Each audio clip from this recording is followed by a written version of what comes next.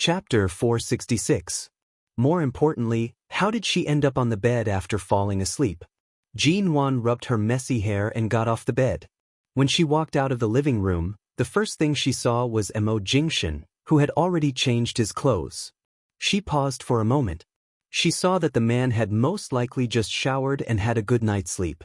He seemed to be in a good state of mind. She subconsciously glanced down at her own clothes and confirmed that nothing had happened last night. It was likely that he had carried her onto the bed after falling asleep. She recalled that when she was in Ao Lan International before the divorce, she had fallen asleep on the sofa because of a stomachache. That night, Mo Jingshan must have carried her to the bedroom to sleep. After all, he was the only one in the world who could make her defenseless when she fell asleep and be carried to the bed unconsciously. Jean Wan glanced at the small incense burner on the coffee table. She could roughly guess why she had fallen asleep within a few minutes last night. This was truly an unexpected situation. She did not speak. She had already said everything she needed to say last night. She walked over to pick up her coat from the sofa and put it on. She saw that Mo Jingshan had already placed her phone and bag on the cabinet by the door. She walked over to pick up her bag and opened the door without saying a word. The moment she opened the door, she turned to look at the man who had no intention of stopping her. The morning sun landed on his body. The moon-white shirt from yesterday had disappeared and was replaced by a deep black. She looked at him. "Xiao Mo, you and I are both people with status. You know what you should and shouldn't do. It's already been more than 3 years. Let's just treat it as if nothing happened, okay?" Mo Jingshan calmly looked at her. He did not agree or reject her. He only said, "Aren't you going to wash up before leaving?" "No need. I'll go back and wash up." Finishing her words, she opened the door and turned to leave. The sound of her high heels grew softer and softer. In the end, it was replaced by the sound of the elevator. It was the sound of her leaving. The room returned to silence. Mo Jingshan watched as the door closed once more. He turned to look outside. The sun was warm, and the blue sky stretched as far as the eye could see. It was as though Jean Wan's new life had been reborn, filled with confidence and vitality. From the corner of his eye, he suddenly caught sight of a woman's hair tie on the sofa. He walked over. He picked it up. After Jean Wan left the room, in order not to be seen by others, she did not look for Shinmu. When she went downstairs, she suddenly saw Xiaoba waiting in the hall. Xiaoba hurried over and asked with a smile, "Boss, you're awake. How did you sleep last night?" Jean Wan immediately squinted at her. "When did you come?" "I arrived half an hour ago." Special Assistant Shin said you were in CEO Mo's room. When I went to knock on the door, Mo said you were still sleeping. I guess you were exhausted last night. Xiaoba's eyes lit up as she giggled. Jean Wan's footsteps paused in an instant. She forced herself to stand firm on the spot and then turned to Xiaoba with a jerk. "Last night wasn't what you think." "Oh, reuniting after a long separation and rekindling old love, I've never experienced this before. It's definitely different from my naive imagination." I understand. Little Mina continued to grin. Jean Wan, she didn't explain any further and walked straight out. She originally planned to drive, but Xiaoba eagerly invited her to sit in the back. Jean Wan did not reject and only said that she wanted to go back to take a shower. Xiaoba directly drove her back. On the way back, the car was very quiet. Xiaoba saw that Jean Wan's expression was especially stern and did not dare to ask any more nosy questions. She only drove quietly. Jean Wan sat in the back seat. After thinking for a long time, she picked up her phone and looked for Qin Siding's number. It had been more than 3 years since they last contacted each other. She did not know if Qin Siding was still in High City, nor did she know if he had changed his number. Back then, Jean Wan had cleared all of Qin Siding's contact information, but she still kept Qin Siding's number. After all, Qin Siding had helped her with many things. She hesitated for a moment. Although she should have made up her mind, she couldn't be an ungrateful person. Not long after, the call was picked up. Qin Siding's clear and magnetic voice was the same as before. "To." Jean Wan had forgotten that she was using a different number from 3 years ago.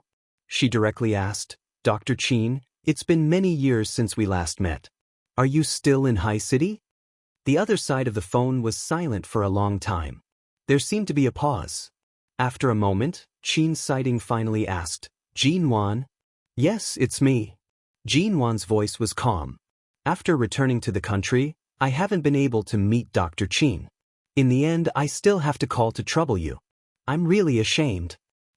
I heard that you've returned. Why are you being so polite with me?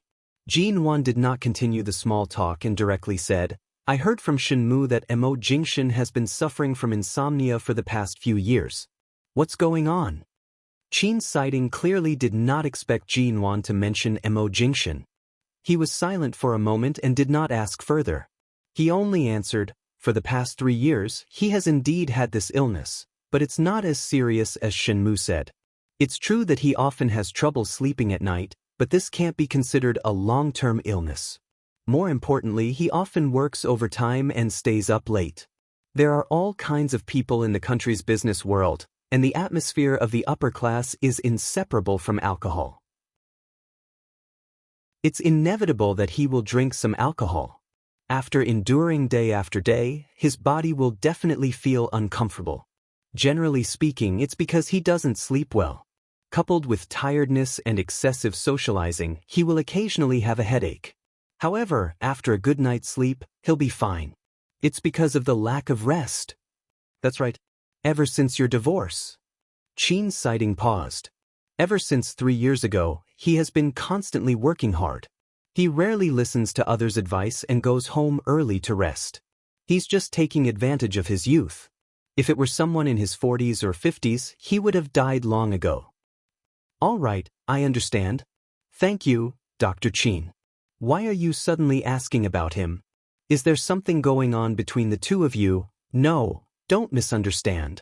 I just met him last night and heard about this from Shenmu. After returning to the country, I haven't had the chance to greet Dr. Qin. I thought of giving you a call and asked in passing. Qin Siding smiled and did not ask further. All right, we'll meet again when we have time. But right now, you're a busy person. I'm afraid I won't be as busy as you. Dr. Qin, you're being too polite. You hold a scalpel to save people, while I'm in the business world. I've only learned how to be treacherous and become an unscrupulous businessman. How would I dare to compare myself to Dr. Qin? Not bad. It's been a few years since we last met, and you've become so polite. Chapter 467. Boss, something happened? In MN Group's office, Jin Wan had just returned from meeting a business partner. Before she could sit down, she heard Xiaoba run in, rushing over with a newspaper in her hand. What are you doing? How old are you? You should have gained some experience after staying in England for the past few years. Why are you still so impatient? Jin Wan glanced at her unhappily. Something really happened. Xiaoba slammed the newspaper on the office table. Look, when you went to the meeting and dinner with the leaders in the city last time, didn't the CEO Zhang of Ming Hai Company take advantage of you at the dinner table? I don't know who took this photo of him touching your hand and sold it to the media. Right now, the financial news is almost taken over by gossip. They're all saying that you slept all the way up. A bunch of people in the industry are gossiping about you. I think it won't be long before the news of your marriage with Mo will be revealed again. Jin Wan finally took the newspaper. This photo was clearly taken from an angle. So Zhang was indeed sitting next to me, but he asked me to pass him a toothpick. The toothpick was so small, and it was hard to see it clearly. It looks like I took the initiative to hold his hand. It's just a matter of the angle, Jin Wan said without changing her expression. Of course I know it's a matter of the angle. I also know that you've rejected so many men. Although you usually do what you should, you've never been taken advantage of by anyone. This photo clearly shows that some companies are jealous of our MN group and are deliberately targeting you. But I heard that CEO Zhang's wife is famous for being a tough woman in High City. Because her family used to be in the loan business, she's especially domineering. Right now, we can use some money to suppress the media and stop them from spreading such nonsense, but CEO Zhang's wife is not easy to deal with. Earlier, I heard from the security guard that a group of people ran to our company and splashed 2 buckets of dog blood. They stood outside and called you a vixen, really? So lively? Different from Xiaoba's anxious and worried expression, Jinwan curved the corner of her lips, turned to the window, and looked downstairs. I can't see them now. The security guard has already sent them away. But I'm afraid that those people who came to make trouble must have been photographed by some busybody. I've already spoken to the media, but I'm afraid that CEO Zhang's wife will continue to make trouble. Even if the media blows over, they won't be able to stop privately. Is CEO Zhang's wife so tough? I heard that CEO Zhang did have an affair 2 years ago, but it was only when he came back from a business trip with the new secretary of his company. They hugged each other in the car ambiguously. In the end, it was discovered by his wife. I heard that CEO Zhang's secretary was dragged into the company by his wife when she was at work. She stripped the secretary's clothes in front of everyone and whipped the secretary. It was said that because she was naked at that time, even the flesh on her chest was smashed. Later, many policemen went to the scene to stop the matter. Otherwise, the secretary would have been beaten to death on the spot. Hearing this, Jinwan raised her brows thoughtfully. It seemed like she was indeed a vicious and merciless person with a powerful background that no one dared to provoke. If this misunderstanding was not resolved, she would inevitably have to be careful in High City in the future. Isn't Feng Ling free in America? Do you want her to come back to accompany you for a few months? Xiaoba asked. No need. She's being detained by Nanheng and can't come at all. Besides, there's no need to look for her just because there's a little danger. Then what should we do? Hire a few more bodyguards for you? Jinwan smiled as she glanced at Xiaoba. She then picked up the newspaper to take a look. In the newspaper, it appeared as though she had taken the initiative to hold CEO Zhang's hand. From this angle, she was smiling very brightly. Furthermore, she was sitting very close to CEO Zhang. It did appear as though they were intimate. She put down the newspaper again and said, "Help me make an appointment with CEO Zhang tonight. Tell him I'll wait for him at the KTV near our company." Xiaoba looked at her with a dumbfounded expression. What time is it now? Shouldn't we avoid arousing suspicion? You actually want me to help you make an appointment with CEO Zhang? And meet him personally? And at a place like KTV? Jinwan glanced at her. Can't you bring more people from the company with you? Minghai Company can be considered a stable business partner of ours. Firstly, I can't lose my reputation. Secondly, I can't destroy the contract between our two companies. I can't shed all pretense of cordiality with them. Then why are you doing this? Don't ask so much. Just do as I say. Xiaoba pursed her lips. If I help you make an appointment with CEO Zhang, he will definitely come. He won't care so much. In any case, even if he really has an affair, his wife will only teach him a lesson and won't do anything to him. I can tell that CEO Zhang has long been drooling over you. If he can do anything ambiguous with you, he will most likely be willing to come regardless of the risk. It's even better that he's willing to come. It saves us the trouble. Jinwan casually tossed the newspaper on her desk into the wastebasket. Just do as I say. Tonight, go to KTV with CEO Zhang. You can go back to work after making the appointment. Don't be affected by this matter. Xiaoba truly did not understand what Jinwan was thinking. However, when she thought about how Jinwan rarely suffered losses, she knew what she was doing. Furthermore, due to her beautiful face, many women were jealous of her. Not to mention the women in the country, even when she was abroad, there would often be people gossiping about her behind her back. The tallest tree in the forest was the first to be destroyed by the wind. Those who stood too tall and were too beautiful would inevitably be provoked in the open. Then I'll send a few more bodyguards tonight. I'll also send some of the company's male employees. I'll also have a few assistants to go with you. There's no need to do that. Just call a few of the people who usually go with CEO Zhang when we discuss our cooperation. The most important thing is to be more natural. Don't make it seem like you're going to fight. All right. Could it be that they weren't going to fight? Xiaoba scratched her head. She saw the hot water bottle Jinwan had placed on the sofa and walked over to pick it up. Boss, is your period coming today? Does your stomach hurt? Do you want me to help you brew some brown sugar water? All right. The hot water bottle is too heavy. I have a heating pad here for you to use. Jin-won waved her hand. Go back to work first.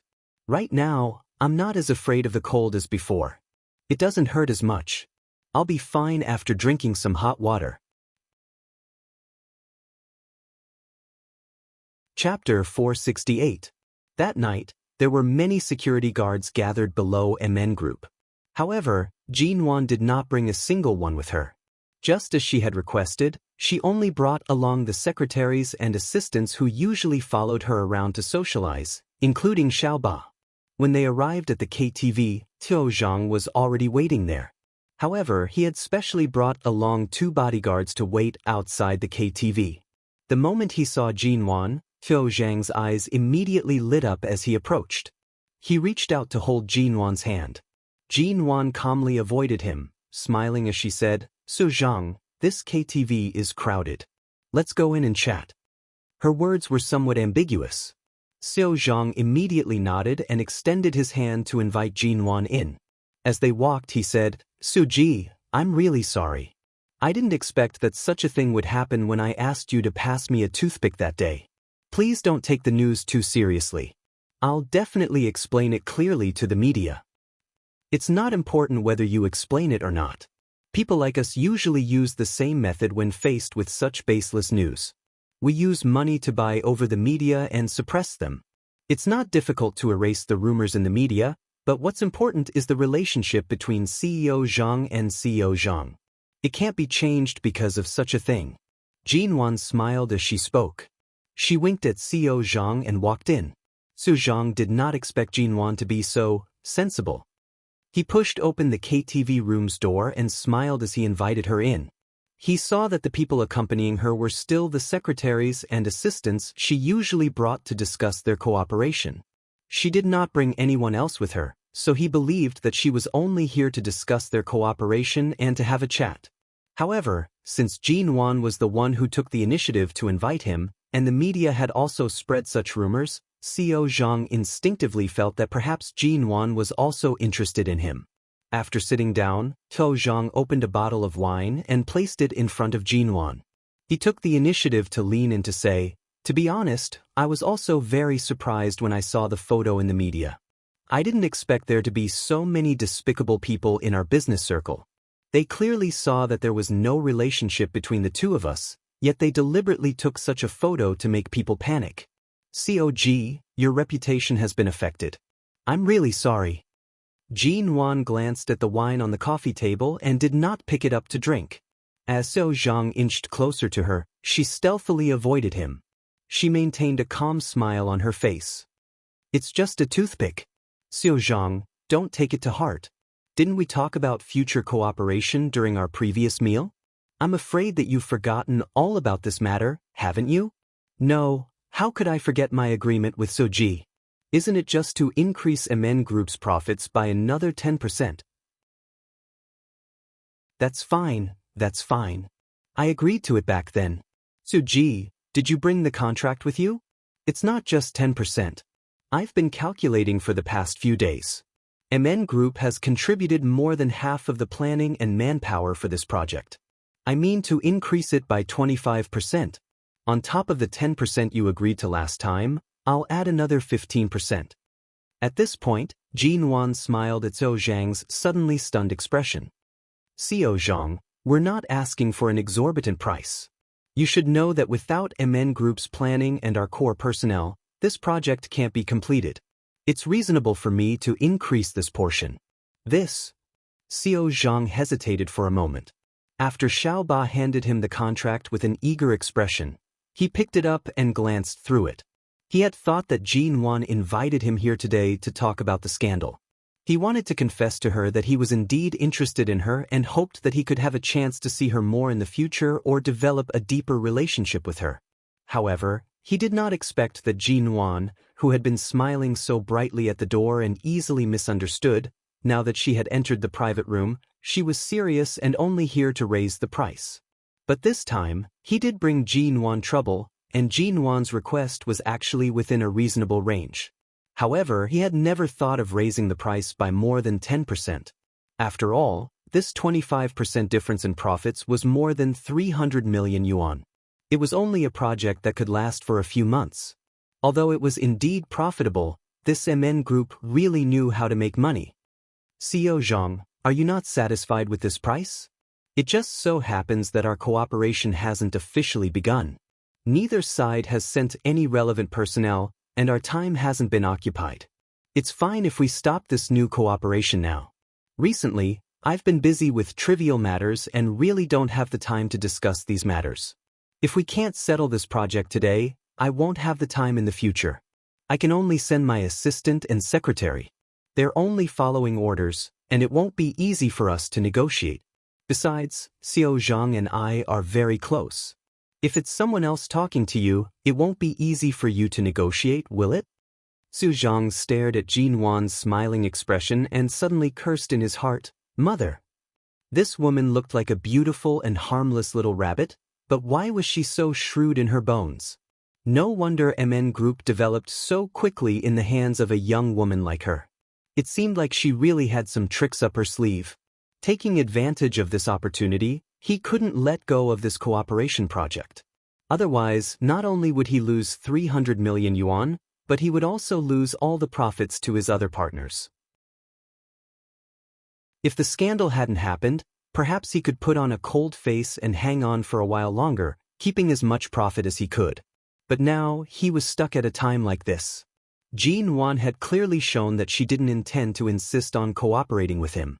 It seemed like she actually quite minded meeting him again.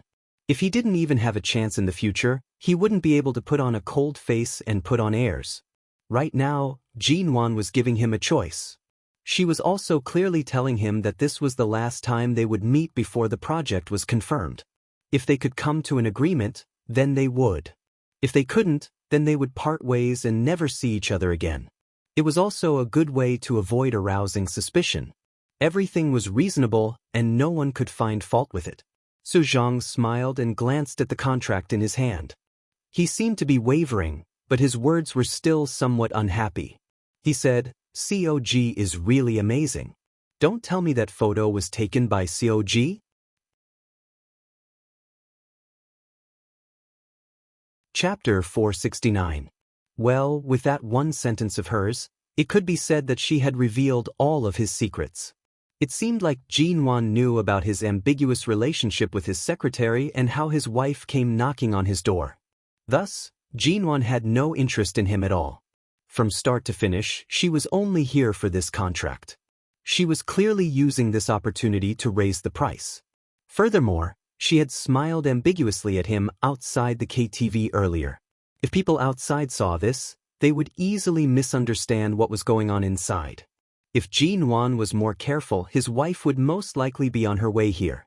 Thinking about it carefully, the person who intentionally leaked the news of their meeting to his wife was most likely Jin Wan. In other words, the only person who could protect him right now was Jin Wan. Or rather, the two of them could only protect each other.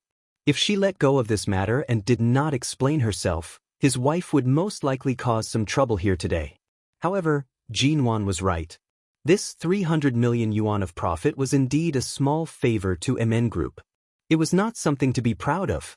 There was indeed no need for her to cause trouble for herself in exchange for this 15% promotion. Xiao Zhang had been in the business world for so many years, but this was the first time he was made a fool of by a 24-year-old girl. In the end, he could not even vent his anger and could only hold it in. He even had to put on a smiling face. "Let me take a look at the contract and calculate it. If it's okay, we can discuss it again." Xiao Zhang took a step back but did not make a firm promise. Jin Wan placed the contract on the coffee table. "Okay, Xiao Zhang, take a look first. Once you're sure, call me or inform my assistant. I'll go to the bathroom first." All right. Suji, please." Jin Wan stood up. Xiao Ba and the other secretaries sat on the sofa without moving. After all, they did not know what Jin Wan was planning today. However, they felt a chill down their spines.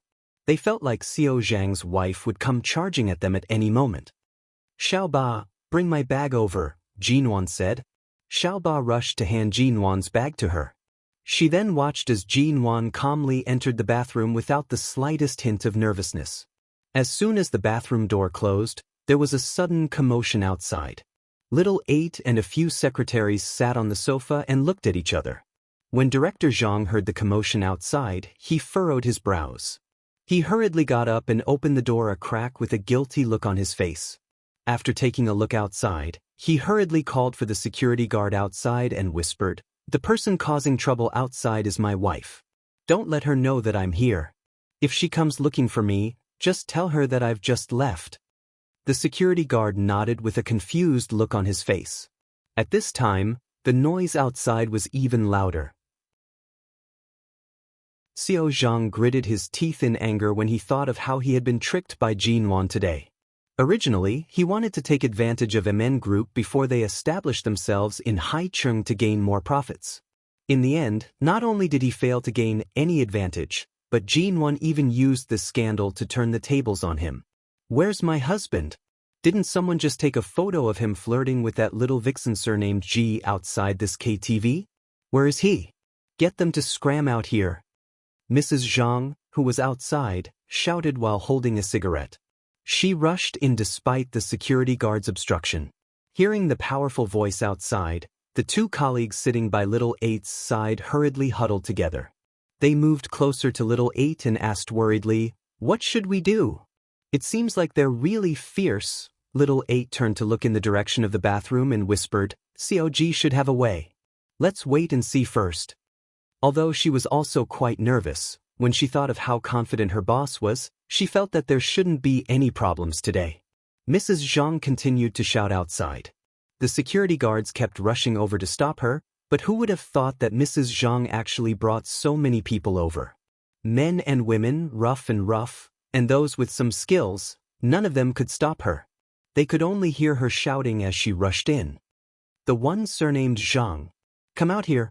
You dare to chase after a mistress right in front of me? Do you really not take this old lady seriously? You actually dare to come to a place like KTV? Zhang Dahong, get out here." Mrs. Zhang, don't be agitated. CEO Zhang really isn't here right now. He already left just now. You won't be able to find him even if you come here. So Zhang has already, scram. Who the F***ck do you think you are? How dare you lie in front of this old lady? I clearly saw his car parked outside. CEO Zhang drank and left in someone else's car. Mrs. Zhang, don't go in anymore. There are other customers in our KTV rooms. You're really affecting our business. Scram. Mrs. Zhang. I told you to scram. Don't refuse a toast only to drink a forfeit. Scram. Mrs. Zhang, why are you hitting people? Scram. If you don't scram, this old lady will break your legs. The group of security guards outside immediately quietened down. The two colleagues sitting by Little 8's side. As expected of a shrew. Looking at Zhang anxiously pacing back and forth in the room, it was clear how afraid he was of his wife. It was no wonder that although he had a lecherous appearance and always glanced at their COG, he never had the guts to do anything. Today, COG had seduced his guts out. In the end, he even attracted his wife.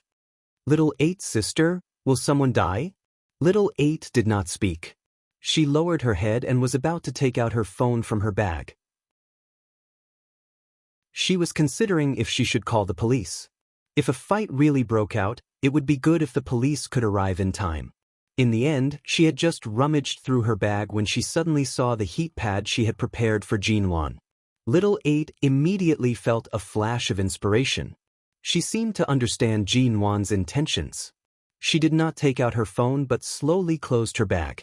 She then turned to Xiao Zhang.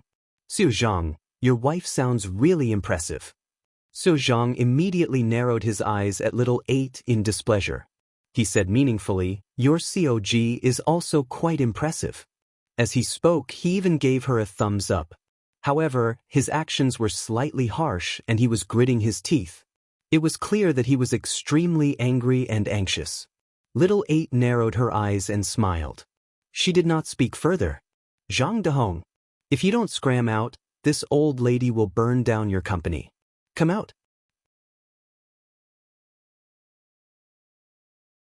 Chapter 470. Right now, the only place he could hide was the restroom. However, the restroom was occupied by Jin-won.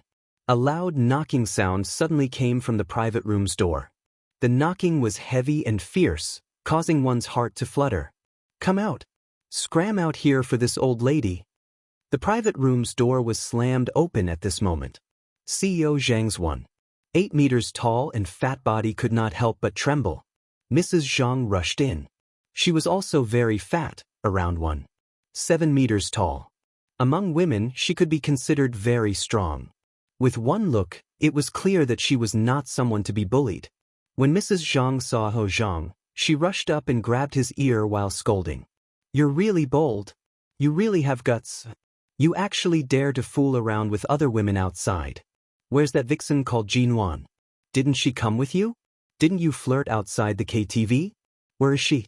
Did she really turn into a vixen and disappear?" When Xiaoba heard these words, she immediately stood up from the sofa. "Mrs. Zhang, please watch your mouth.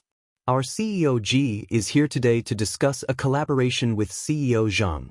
If you know about CEO Zhang, you should know that Ming Hai Company has recently partnered with our MN Group on a new project. We're currently discussing how to split the profits. The contract is still here." Mrs. Zhang immediately glared fiercely at Xiaonuan. Seeing a young lady like her, she narrowed her eyes in anger. "Who are you?" "I'm CEO Ji's assistant." "Huh? Assistant?" Mrs. Zhang abruptly twisted Zhou Zhang's ear harshly. "Not bad, even a lousy assistant of that vixen dares to speak to this old lady with such an attitude. Speak, how many times have you slept with her? You even dare to touch the dirt on my head? Be gentler, gentler." CEO Zhang's ear was twisted. His tall and fat figure was pushed onto the sofa by Mrs. Zhang. He spoke helplessly and evasively. "Su Ji and I really aren't like what you think. It's all a misunderstanding. I already explained it to you at home yesterday. At that time, Seo Ji handed me a toothpick in that photo. It's not like you don't know that I always get my teeth stuck when I eat." Not only did Mrs. Zhang not let go, but she almost twisted his ear off. "I've been with you for most of my life. Do you think I don't know what kind of person you are? You think that the vixen is pretty? Why don't you ask someone to pass you a toothpick? Fine, if you say that the photo isn't evidence, then what about the photo of you laughing with that vixen in front of the KTV? The news and photos had just been released, and they hadn't even warmed up yet. In the blink of an eye, the two of you were together in the KTV downstairs. If there was really nothing going on, shouldn't the two of you be avoiding each other? Why are they gathering together even more arrogantly? Aren't we talking about cooperation? The contract is right here. Take a look at it yourself." "What am I looking at?" Casually placing a few pieces of paper here and you're talking about cooperation? Why don't you just place the divorce agreement with me here so that the vixen surnamed Ji can sleep with you without worry? How would I dare to divorce? I don't dare, I don't dare." Seo Zhang smiled apologetically. He raised his hand and waved it off, but because of the pain in his ear, his entire face turned pale. Xiaoba muttered in her heart, "This Seo Zhang looks tall and strong, and he's usually very impressive in the circle. I didn't expect him to be so cowardly in front of his wife. Where did that vixen go?" As Mrs. Zhang spoke, she turned to look at Xiaoba and the others. Seeing that they were completely unable to show their faces in public, she did not vent her anger on them. At this moment, the sound of the toilet flushing could be heard from the bathroom. Mrs. Zhang immediately turned to look at the bathroom door. She abruptly released Seo Zhang's ear and turned to grab an unopened bottle of beer from the coffee table. She smashed it harshly against the coffee table, shattering the bottle in half and causing the beer to splash out. She raised the sharp bottle and rushed to the bathroom door, scolding, "Little vixen, let's see where else you can hide. If this old lady doesn't scrape your face today, my surname isn't." Before she finished speaking, the door of the bathroom in front of her was suddenly pushed open from the inside out. Because Mrs. Zhang was standing too close, she was forced to take 2 steps back. When she raised the bottle of beer to face Jin-won was holding her bag in one hand and a small pack of tampons in the other. Seeing Mrs. Zhang, she asked in surprise, "Earlier, I heard the commotion from inside. Are you Mrs. Zhang? Mrs. Zhang saw that Jin Wan was able to remain calm even after hearing the commotion and immediately scolded, "Saw. How dare you seduce my husband? Tell me, how many times have you slept with him? Where are you planning to go to sleep today?" The corners of Jin Wan's eyes twitched slightly. She glanced at the beer bottle in Mrs. Zhang's hand and smiled. "Mrs. Zhang, you've misunderstood. Xiao Zhang and I are indeed here to discuss the contract. If not, why would I bring so many secretaries and assistants here? If there's any misunderstanding, let's sit down and talk. This is a lawful society. There's no need to fight and kill. To deal with shameless vixens like you, there's no need to be too polite." Mrs. Zhang saw that Jin Wan's aura was so calm and did not show the slightest bit of panic as a mistress. She could not help but calm down as well. She was not in a rush to do anything to her. She held the beer bottle in one hand and placed the other on her waist. With a heavy puff of smoke, she scolded, "Don't think that just because I don't know how to do business, I can't tell what the two of you are doing here. What contract? Did you think you could hide it from everyone by calling a small assistant over? Otherwise, what does Mrs. Zhang think we usually do when we come out to discuss business, eat, drink, and socialize?" Jin Wan retorted. Mrs. Zhang was stunned for a moment. It was clear that she had never come out to do business before. She glanced at Jin Wan's beautiful smile and then at Jin Wan's figure. She was so angry that she suddenly turned to glare harshly at Xiao Zhang, who had already walked over but did not dare to make a sound. "This kind of woman is very pleasurable to sleep with, isn't it? There's nothing between me and Xiao Ji. There's nothing between us." Xiao Zhang furrowed his brows as he explained. "Mrs. Zhang." Jin Wan gently raised the small pack of tampons in her hand. "Without any evidence, you insist that I have an affair with your husband. You're the one in the wrong. Besides, I'm on my period today. It seems like there's nothing else I can do apart from discussing the cooperation." Hearing the words period, Mrs. Zhang looked toward the tampons in Jin Wan's hand with confusion. Chapter 471. Mrs. Zhang's expression was ugly as she glanced at her. She looked her up and down. She saw that Jin Wan's clothes were neat, and her hair was not messy at all. Furthermore, she did not smell of alcohol at all. She then glanced at the secretaries and assistants near the sofa, as well as the contract on the coffee table. Afterward, she reluctantly entered the bathroom and came out after a while. Jin Wan raised her brows and watched Mrs. Zhang's expression, which had already softened. Jin Wan raised her brows and watched her expression that had softened. "It's indeed not good to talk about my period in front of a man. Besides, it's a taboo for men, especially for businessmen. Seeing blood on the bed is a big taboo for businessmen. I don't know if your Xiao Zhang will mind this, but as a businessman, I do. Tell me, in my current situation, how could I possibly have that kind of relationship with Xiao Zhang?" Jin Wan raised her brows and looked at her. Then you've never slept together before?" Mrs. Zhang glared at her unforgivingly. "To catch a person, you have to catch them dirty. To catch adultery, you have to do it on the bed. The photo of us at the dinner table was taken by someone maliciously. Besides, at that time, Xiao Zhang and I did not even touch each other's hands. If you take a closer look at the photo, you'll be able to tell the truth. You've been in this circle for a long time, so you should know that people in both the business and political worlds are not so simple. It's common for people to use underhanded means against someone they don't like. Mrs. Zhang, you should have heard of many disasters caused by such groundless photos." As Jin Wan spoke, she placed the small packet of tampons back into her bag. She then said, "As for today, I don't care where you heard the rumors, but since you've come and seen it for yourself, there's nothing between Xiao Zhang and Xiao Zhang. There's nothing going on between us. If there really is something between us, and we insist on meeting at such a time, I shouldn't have chosen to meet on my period. Mrs. Zhang, you should understand what I mean." Mrs. Zhang listened to her words, but her expression was still somewhat ugly. "Who knows if the two of you are messing with me? People like you are too smart. Otherwise, you wouldn't have. I advise Mrs. Zhang to be more rational. Even if you want to catch a mistress, you have to look at the cause and effect. Xiao Zhang is indeed a good man, but I don't think I'm at the stage where I need to be Xiao Zhang's mistress. I've only just returned to the country and am still unfamiliar with Hai Cheng's business and upper class. Usually, if a CEO asks me to help pass him a toothpick, I wouldn't have any reason to refuse. Furthermore, we're here to discuss a collaboration, and we've even chosen to meet downstairs of our company. With such a close distance, unless you're looking at it with a perverted eye, no matter how you look at it, this looks like an open and above-board business discussion. The security guard outside also came in. Hearing Jinwan's words, he rushed to agree. That's right, Mrs. Zhang. COG often chooses our KTV to discuss business with other people in her company because our KTV is newly opened.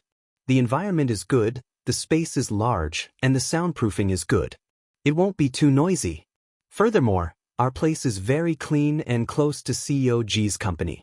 Not only did she come here with CEO Zhang, a few days ago, the wives of some of the company's CEO also came with them.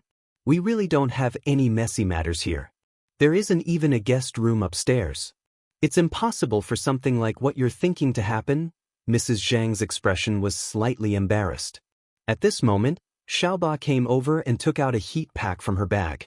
Xiaoji, this is the heat pack you requested. You came out to discuss business with a stomach ache during your period, yet you encountered such a thing. I'm guessing your stomach is still feeling unwell, right? Hearing this, Mrs. Zhang glanced at Jinwan. Indeed, her face was slightly pale. Jinwan did not put on any makeup, nor did she put on any powder, so it was easy to see that she was slightly pale. She was most likely feeling unwell due to her period. By the side, Qiao Zhang squeezed out a smile. I really didn't expect COG to be so professional. Even if you're feeling unwell, you still personally came to discuss the contract. I'll sign the 25% you mentioned earlier. Don't waste your time. The reason he was willing to sign the contract was naturally because his wife was here. Even if he wanted to put on an act, he had to put on a good show. Otherwise, he would still be in trouble when he returned home. Xiao Ba and the rest did not expect Xiao Zhang to agree so readily. While secretly rejoicing, they secretly glanced at Jinwan. However, they saw that Jinwan remained calm and quiet with a smile. Then I'll have to thank Xiao Zhang. It's also my fault for causing your wife to misunderstand and almost cause disharmony in your family. It's a good thing that we have the chance to clear things up here. I believe that someone as reasonable as Mrs. Zhang will definitely not misunderstand anything because of something that doesn't exist. Right now, in this business world, there are many women. Usually, when you go out, you have to face all sorts of people, both men and women. I advise Mrs. Zhang not to just listen to the wind. Everything has to be based on evidence. Mrs. Zhang kept a straight face and did not speak further. However, she was clearly unhappy and felt that she had lost face. When Jinwan turned to return to the sofa, Xiao Zhang intentionally walked over with a smile in order to show that he was truly here to discuss the contract. He maintained a polite smile as though he was discussing business. COG, let me take a look at the contract. I'll sign it. Xiao Zhang has really agreed? After all, there's still a difference of 300 million. Jinwan handed the contract to him and purposely asked. I've thought about it earlier. Our Ming Hai Company and MN Group still have a long way to go. We have to confirm this project first. If we continue to delay it, it won't be beneficial to either party. This 25% is indeed reasonable. Mrs. Zhang did not understand what they were talking about. She only leaned over to take a look at the contract in CEO Zhang's hands. It really was a project agreement with MN Group. She stood behind Xiao Zhang and said with a threatening expression, I'll wait for you outside. Hurry up and come out. All right. I'll go out immediately after signing it. CEO Zhang's expression was serious as though business was the most important thing. Mrs. Zhang finally rolled her eyes. She no longer looked at Jinwan and the others in the private room. She turned and led her people away. Finally, the door to the private room was closed. Mrs. Zhang thought for a moment and pressed her ear against the door to eavesdrop. As Xiao Zhang signed the contract, he raised his eyes to look at Jinwan, whose expression was normal. He guessed that his wife was eavesdropping outside the door, so he did not say anything. After signing the contract, he raised his hand and gave Jin-won a thumbs up, mouthing, "You're awesome."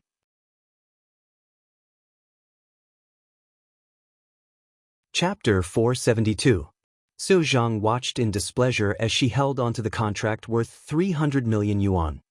His heart ached as though he had cut off a piece of flesh. He really did not expect that despite her young age, this woman was so good at psychological warfare. Jin-won was so young. He didn't say more. He put away his briefcase and turned to leave.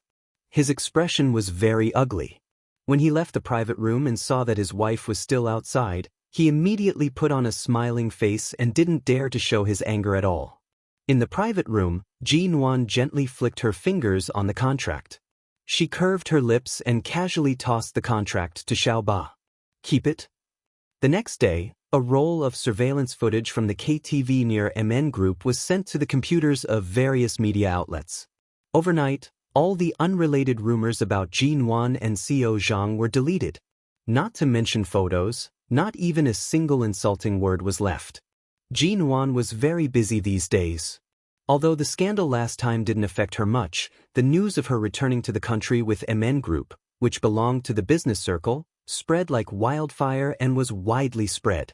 In fact, many rich people at home and abroad didn't participate in things like the Forbes ranking, nor would they disclose the amount of assets under their names. Relatively speaking, low-key people were still in the minority. When she was in London, Mr. Zand helped her manage everything. In order to help the development and reputation of MN Group, he took the initiative to report the strength of MN Group in all aspects, so Jin-won was selected as one of the world's entrepreneurs by Forbes. This kind of ranking was actually just a gimmick. She didn't care about it and even felt it was a bit of a burden. However, as the #1 female entrepreneur under the age of 25, High City's TV stations and reporters took turns to wait outside MN Group just to interview her. Later, to avoid being pestered like this, Xiaoba asked the TV station to arrange an interview for her. Jin-won personally went to the TV station to record the interview. After the interview, it caused a huge response, causing Jin-won's reputation to soar. Every day, she was pestered by the media to no end. After enduring for more than 10 days, finally, the media's popularity gradually decreased, and her life gradually returned to normal. She no longer had to be chased by reporters and even followed to her home every day. After being busy for so many days, the weekend was finally approaching. All of a sudden, a special invitation was sent to Jin-won's desk. In the afternoon, when Jin-won returned to her office, she saw the envelope on the table. She opened it and took a look. It was a golden invitation. "What's this?" she asked, opening it. Xiaoba said, "It's from the Ling Xiao Group. It said that it's their old chairman, Mr. Xiao Zhenjuan's 50th birthday. They'll invite all the major public figures and celebrities in the country to attend the birthday banquet. The Xiao family has always had business dealings with the major companies in High City, so they plan to hold the birthday banquet in High City. They've even specially invited you." Special invitation? Jin-won didn't remember that she had any contact with the people of Ling Xiao Group, nor did she have any contact with the Xiao family. If she did have any contact with them, it was probably when she was locked up in the mountain villa by Xiao Lui 3 years ago, but then she went to England and had never contacted China, let alone had any contact with them. Even if he invited all the big shots and public figures of Sea City to attend the birthday banquet, it would only be an invitation. How could it be a special invitation? Jin-won opened the invitation and took a look at it. It was indeed written with the word special invitation. By the way, the person who just sent the invitation said that CEO Xiao intends to invite you to the birthday banquet as his female companion. If you have any questions, you can call CEO Xiao. Xiaoba pointed to a black corner that was pressed by a stack of documents. That's CEO Xiao's business card. I almost forgot about it. Jin-won pulled out the black business card from under the document and saw Xiao Lui's name on it. Although Ling Xiao Group and the Xiao family's old house were not in High City, they were located in Lin City, which was very close to High City. For many years, Ling Xiao Group had been a heavyweight in the business circle. It was said that Mr. Xiao Zhenjuan, the chairman of Ling Xiao Group, had connections with the 4 big families of High City when he was young. Jean Wan forgot where she had heard it. Mr. Xiao Zhenjuan had a very good relationship with her father Ji Hongwen when he was young, but as long as she could remember, she had never seen this man surnamed Xiao appear in the Ji family. Later, she vaguely heard some things about Ji Hongwen when he was young. At that time, she was still young and didn't pay much attention to it, so she didn't have much impression of this Xiao family. Later, when she learned about the Xiao family, she only knew that the current leader of the Xiao family was the third generation of the Communist Party. The whole family had been working for the big leaders of the country since decades ago, and even some uncles and nephews of the Xiao family held high military ranks in the country's military. It was a family that spanned the three realms of business, politics, and military, and was almost as famous as the Mo family in the country. In the early years, the Mo family also had these relationships with the leaders of the government. Later, as the Mo family withdrew from the disputes of the government and saw through the advantages and the relative dangers of being involved in the military and politics, the Mo family began to be very low-key and focused on business. In order to avoid arousing suspicion in the country, the Mo family moved the foundation of the family business to the United States. It could be said that they had made a lot of preparations and did not completely take root in the country. Therefore, although the Mo family now seemed to have an invincible position in the business circle, in fact, for many seniors in the domestic business circle, the Mo family and the Xiao family were unusual existences and ancestors who could never be provoked. Holding the business card, Jean Wan recalled the days when she was trapped in the villa on the mountain 3 years ago. Although nothing happened afterward, she had never figured out why Xiao Lui left her in the villa for so many days without doing anything to her or hurting her. What did he mean by that? There must be something wrong, but later, Xiao Lui didn't do anything at all. Except for the uproar caused by him in High City 2 years ago in order to steal Shi Niange from Qin siding, she never heard anything about him again. In fact, Xiao Lui had always been a very low-key and mysterious person. The Xiao family was so prosperous in the country, and the Ling Xiao group was also an unshakable enterprise in the Chinese world, but he rarely showed up in person. She felt it was strange 3 years ago, and now this invitation letter came even more inexplicably. Did she provoke the Xiao family? He specially invited her to be his female companion? What was his plan? Instead of stealing a woman from Qin siding, he invited her to be his female companion.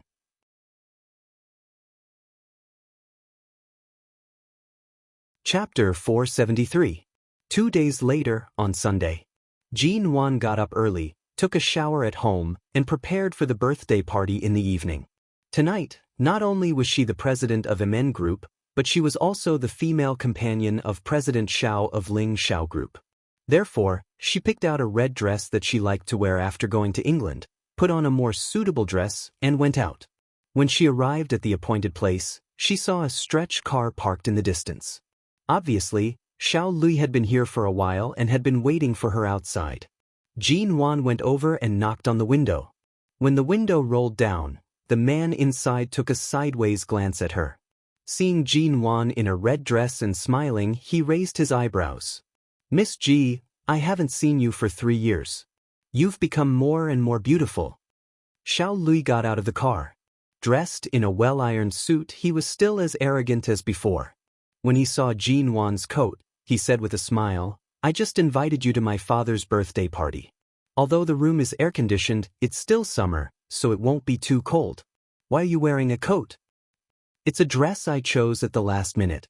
My shoulders are too exposed, so it's not suitable for this occasion. I'll look more conservative and dignified with a coat, so as not to embarrass you, Tho Xiao." The others saw that the man and the woman seemed to be smiling and talking to each other, but only Xiao Lui and Jean Wan could feel that there was not much warmth in each other's eyes. Instead, they seemed to be sizing each other up and down. Xiao Lui didn't say more and casually opened the door behind him. "Please, Miss Ji." Jean Wan didn't get in the car. She just glanced at the car and then turned her eyes to Xiao Lui in his suit. "Although I'm here, I have nothing to say. After all, your father, Mr. Xiao, is a well-known elder in High City. I should go to celebrate his birthday, but before I go to the birthday party, I still have to ask, why do you want me to be your female companion?" Xiao Lui glanced at her again, and his cold eyes fell on her eyes. Have you ever wondered why I took you away, didn't touch you at all, and asked Mo Jingshan to take you back?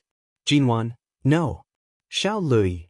He casually put one hand on the car door, and his fingers casually tapped on the car door. He looked at her face and said, "You are really open-minded." Jinwan smiled disapprovingly. Although I did suspect it, why would I deliberately think about this kind of thing? There are a lot of lunatics in this world, and there are also a lot of perverts. If I had to think of a reason for every single person with a mental problem, I would probably die of exhaustion long ago. Xiao Lui smiled coldly. Then don't ask. If you have the guts, get in the car. If not, drive your own car. It's not a problem for me to drive myself, but I'm afraid that President Xiao must have been tortured quite a bit by Miss Shi over the past few years.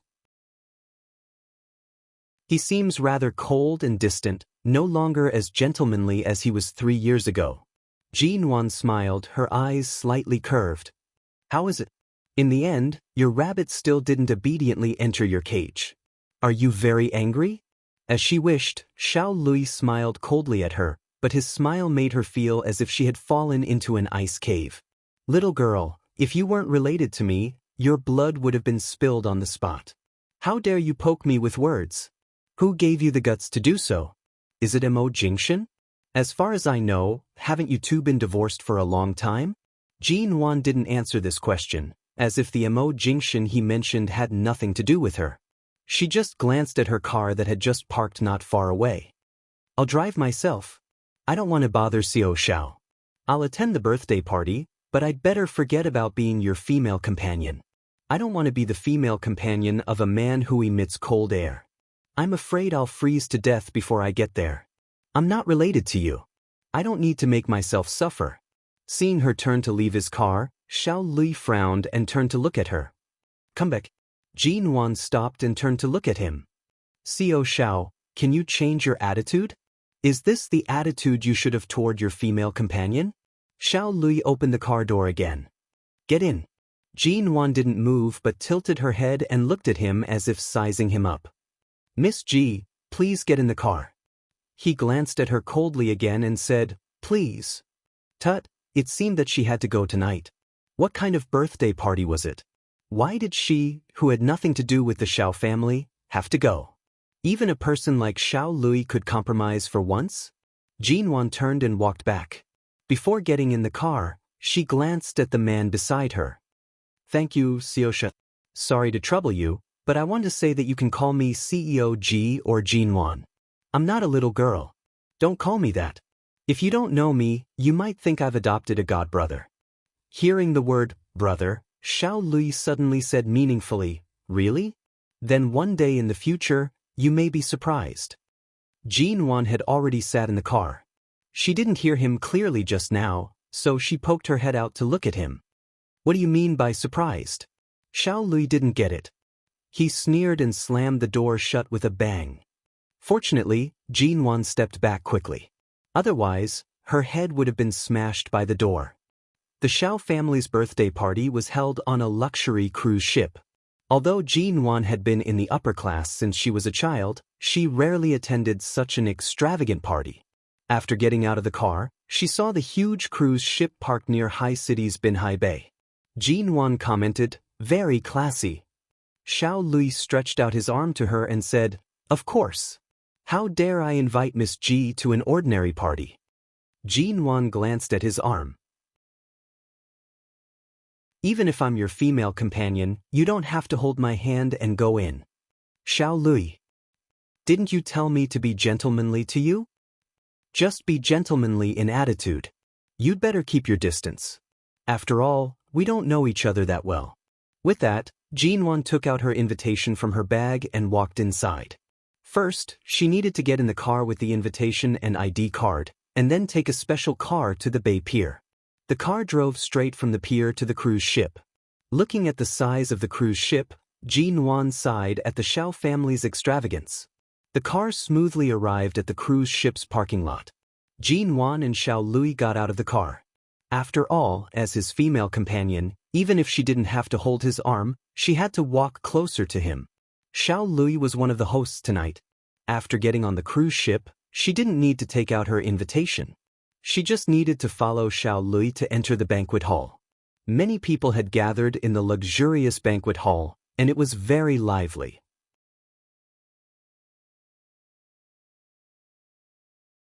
Chapter 474.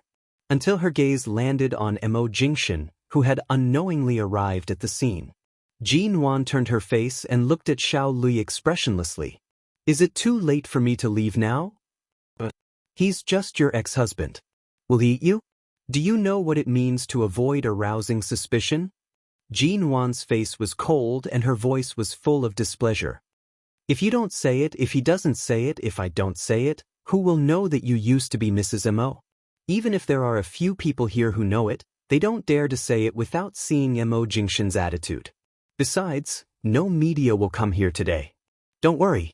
You've invited more than half of the big shots in the mainstream business circle in High City. How many people do you think will know? Although it's a small number, it's not a small number. Jin Wan had found that some people were looking at her with curiosity and scrutiny. Tonight's banquet was different from the provincial exhibitions she attended. It was purely a place for businessmen, so they were not so cautious about some rules. But since she had come, it was not good for her to leave. Jin Wan didn't say anything more but said, I was going to drive when I came here, so I'm still wearing flat shoes, which seems impolite in this kind of banquet. I'll go to the locker room to change my shoes. I'll be back in a minute. Xiao Lui called a waiter and asked him to take Jin Wan to the locker room. After arriving at the locker room, Jin Wan went in to rest and changed into a pair of shoes.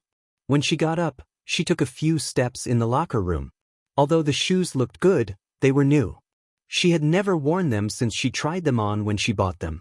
Now, after a few steps, she found that the back of the shoes was slightly rubbing against her feet. Jin Wan turned to open the door and called the waiter outside. Help me find 2 Band-Aids. Thank you. The waiter nodded. Seeing someone else was going to the locker room to change, Jin Wan went out and waited outside. About 10 minutes later, the waiter came back with the Band-Aids. She took them and pushed open the door of the locker room. She had just sat down on the chair and was about to take off her shoes when she suddenly felt something wet under her butt. She stood up abruptly, only to see that someone had poured a little ketchup on the chair. Although it was not much, it almost rubbed on her dress. It couldn't be an accident or a coincidence that there was ketchup in such a place. It seemed that someone had deliberately come in during the 10 minutes she was out. Although her dress was red, there was ketchup on the back. From afar, it looked like menstrual blood. It was very unsightly. Jin Wan stood there for a moment before turning to open the door and take a look outside.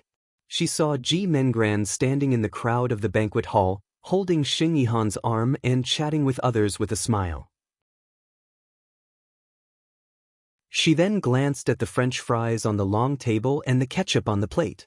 She pondered for a moment and called the waiter over, asking for a pair of scissors and several small golden pins. About 15 minutes later, Jin Wan put on the shoes that no longer rubbed her feet and came out.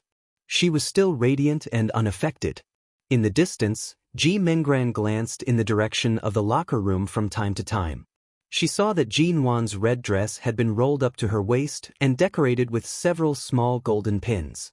Not only did it successfully cover the ketchup on her dress, but it also turned the single-layered dress into a double-layered, fluffy skirt. The skirt was only about 2 centimeters above her knees, and her fair, straight, long legs were exposed. Wearing a matching pair of high heels, Jin Wan instantly changed from an elegant lady in a long dress to a slightly pretty and sexy beauty in a short skirt. Those small golden pins seemed to be a special design and didn't look out of place at all. When the people near the locker room suddenly saw Jin Wan come out like this, many men couldn't help glancing in her direction. Jin Wan had taken off her coat, and the sexy but not too revealing red dress exposed her fair and seductive shoulders, collarbone, and long legs. Seeing this scene, Ji Mengran immediately looked away, as if nothing had happened. However, she was secretly unhappy in her heart. Why was Jin Wan as ostentatious as before she got married? Even Xing Yihan could feel the change in Jin Wan now. The point was that she was more ostentatious than before. The 24-year-old Jin Wan was different from the first socialite of high city in her teens before she got married. At that time, Jin Wan was a proud peacock, but now Jin Wan was a combination of sexiness and maturity, unabashedly showing off all her beauty and appearing more unrestrained than before. And this attracted more men's attention. After walking through the crowd, Jin Wan didn't plan to look for Xiao Lui. Anyway, when she came out just now, she saw Xiao Lui go to the back, probably to meet the star of tonight, his father, Mr. Xiao. Seeing Jin Wan didn't have a male companion, some men who had met or cooperated with Jin Wan some time ago came up to greet her. From time to time, a man struck up a conversation and asked, "Su Ji, did you come alone? Don't you have a male companion?" Jin Wan smiled and didn't answer. She just took a glass of red wine handed to her by the man, clinked glasses with him, took a sip, and said with a smile, "I have a male companion, but I guess this place is too big and we got separated." "Is Xiao Ji's male companion your boyfriend or someone else? You were alone the last time I saw you. I wonder if Xiao Ji has a boyfriend or is he married?" The man then said politely, "I don't know if it's too abrupt to ask this." "No, it's not abrupt." Jin Wan took another sip of red wine and saw a familiar slender black figure who had just received a glass of wine not far away. She smiled and said to the men next to her, "I'm married, but my ex-husband died." Under the shocked gazes of the group, she gently shook the red wine glass in her hand and continued in a voice that could be heard by the people around her, 3 years ago, after attending his funeral, I went straight to England." "Ha, Xiuji really likes to joke. Xiuji, you can't make such a joke." These people all thought she was joking.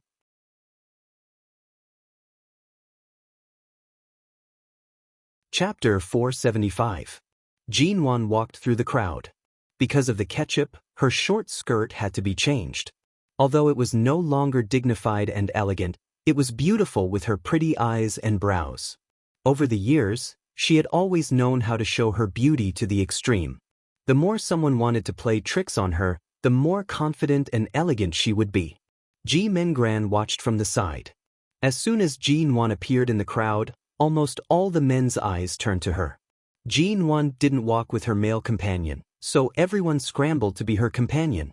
However, while the women in the field saw such an enviable Jin Wan, the men saw a noble and languid woman who just passed by a group of men, said hello to them with a smile, and completely ignored the admiration in their eyes. She wore a red skirt, her skin was fair, and her face was as beautiful as peach and plum, but her eyes were as cold as frost, and no one could really approach her. Xiao Lui thought that when he came out again he would see a little woman who was lost and looking for him everywhere, but when he came out, he saw Jin Wan smiling confidently with everyone. He thoughtfully looked at the woman who seemed to have grown a lot in the past 3 years. After staring at her for a moment, he walked over and said, "My dear female companion, how do you feel after strolling here alone for a long time?" "Not much. I almost forgot your existence, Xiao Xiao." Jin Wan turned back and smiled at him. Obviously, she didn't care whether he was there or not. Xiao Lui didn't talk nonsense with her and said seriously, "My father wants to see you. Come with me." Xiao Xiao's father? Mr. Xiao Zhenjuan, who was celebrating his 50th birthday today. He wanted to see her? Jin Wan did not speak, but her eyes blinked twice, clearly asking why. "He invited Miss Ji here so blatantly. He can't kidnap you to kill and dismember you. Besides, there are surveillance cameras all around. You don't need to worry about your safety." Jin Wan thought for a moment. Of course, she didn't worry about her safety. She just didn't know what the Xiao family meant. Xiao Lui was hard to figure out. What kind of person was his father? "Please." Xiao Lui made a very gentlemanly gesture. Jin Wan didn't say anything more. Since the chairman of Ling Xiao Group invited her, she had no reason to refuse.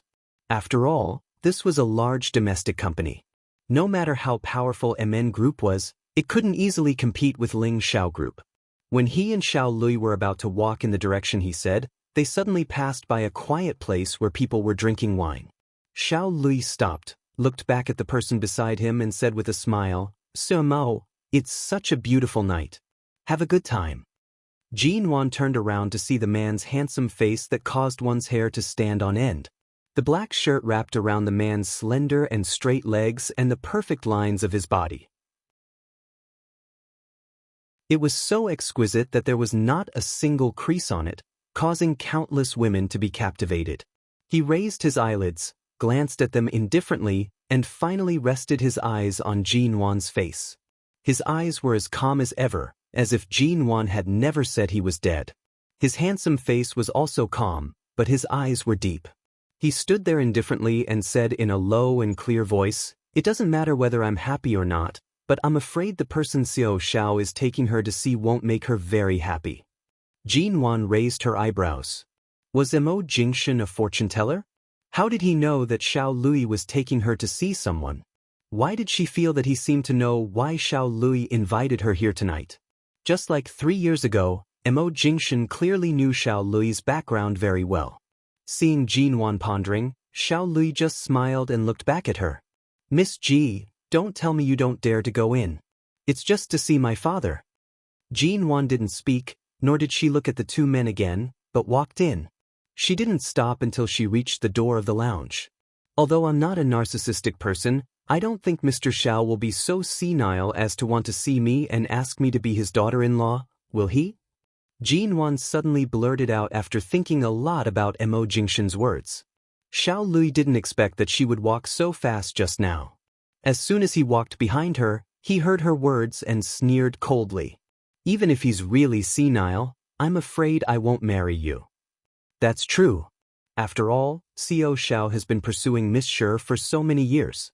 It can be seen how stubborn you are about this rabbit that you haven't got yet. It's just an excuse that you said you'd catch another rabbit. You're not interested in other women at all. Jin-won gave him a meaningful look. Hearing her mention Shi Niange, the smile on Xiao Lui's face was not so sincere.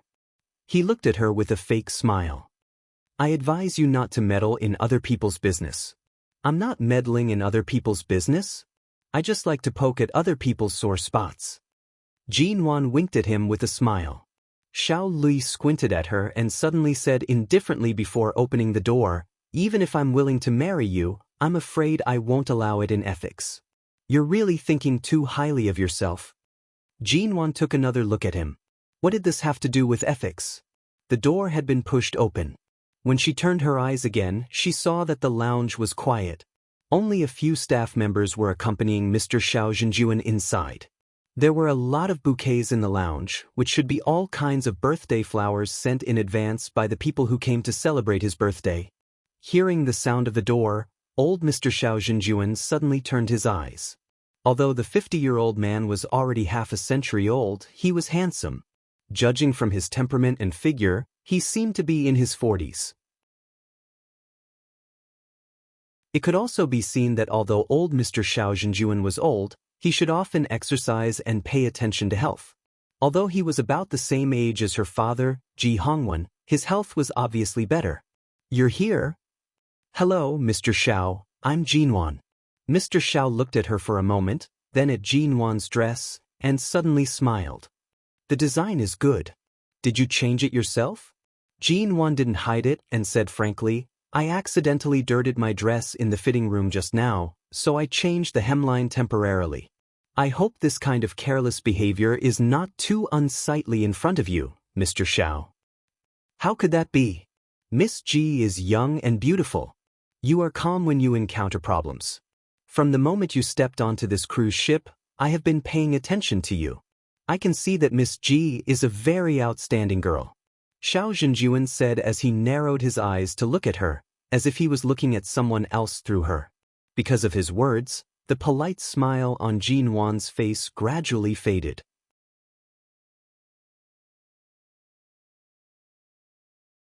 Chapter 476.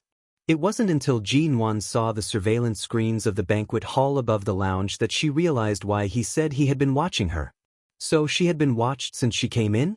Seeing Jin-won didn't look so good, Mr. Xiao Zhenjuan said, "Miss Ji, don't get me wrong. My son rarely brings a female companion to the banquet.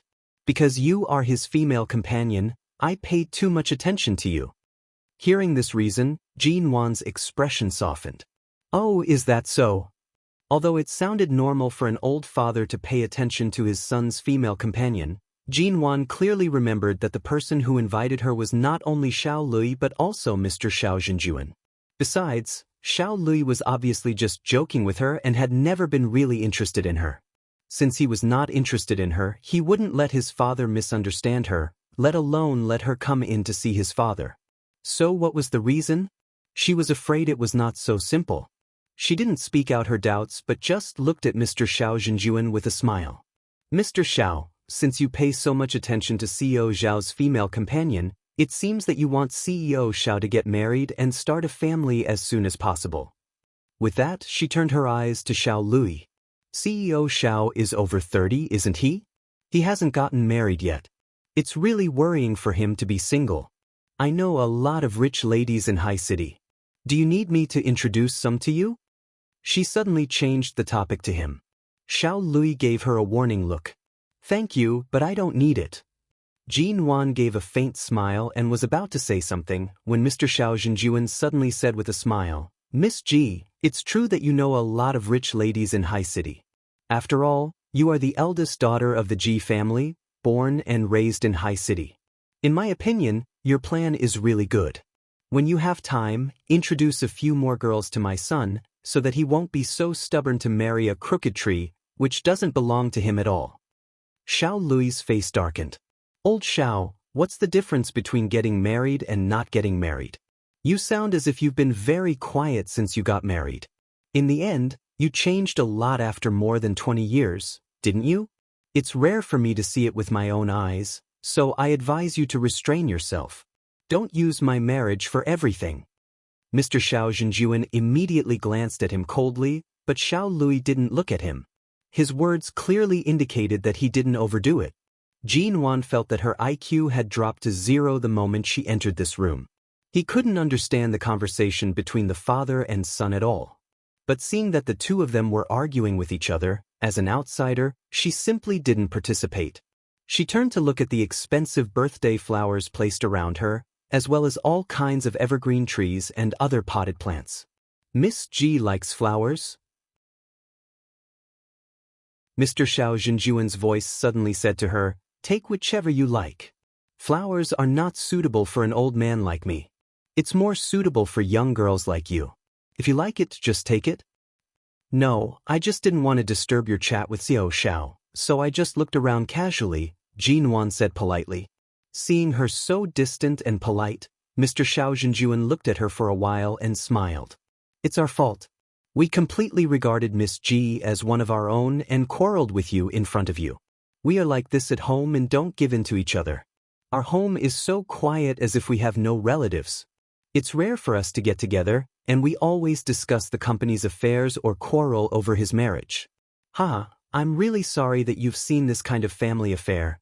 Jinwan didn't understand why Mr. Xiao, who was rumored to be mysterious and could never be offended in the business circle, would say so much to her, and it wasn't because she was the president of MN Group.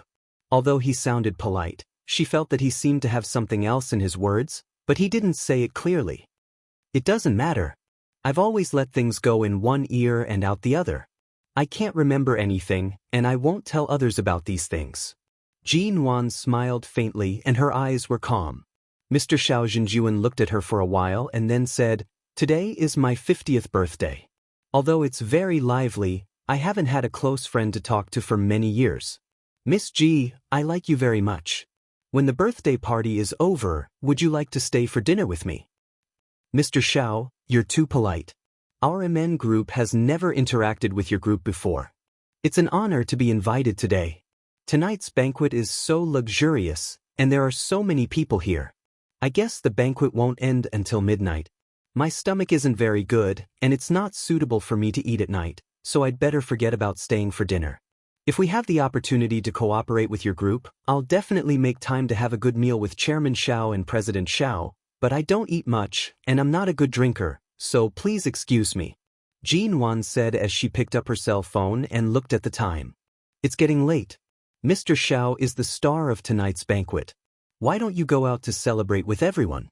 Seeing Jinwan's refusal was so obvious, Mr. Xiao Zhenjuan looked at her and said with a smile, Okay, we'll definitely have a chance to cooperate with MN Group in the near future.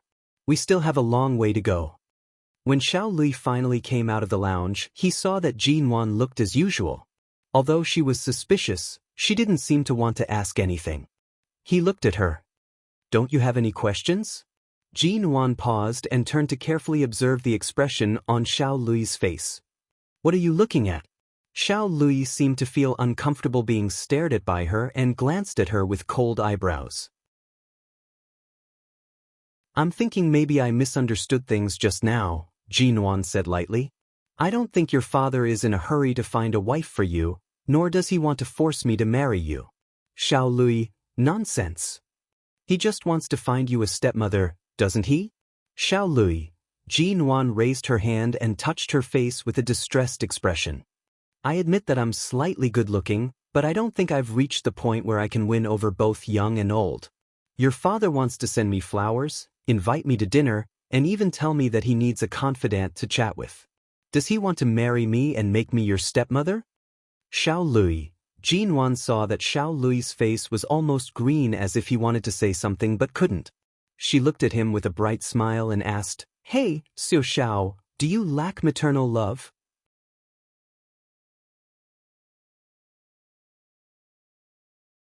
Chapter 477. Although Jin Wan made it sound easy, after leaving the break room, what she really thought about was not this.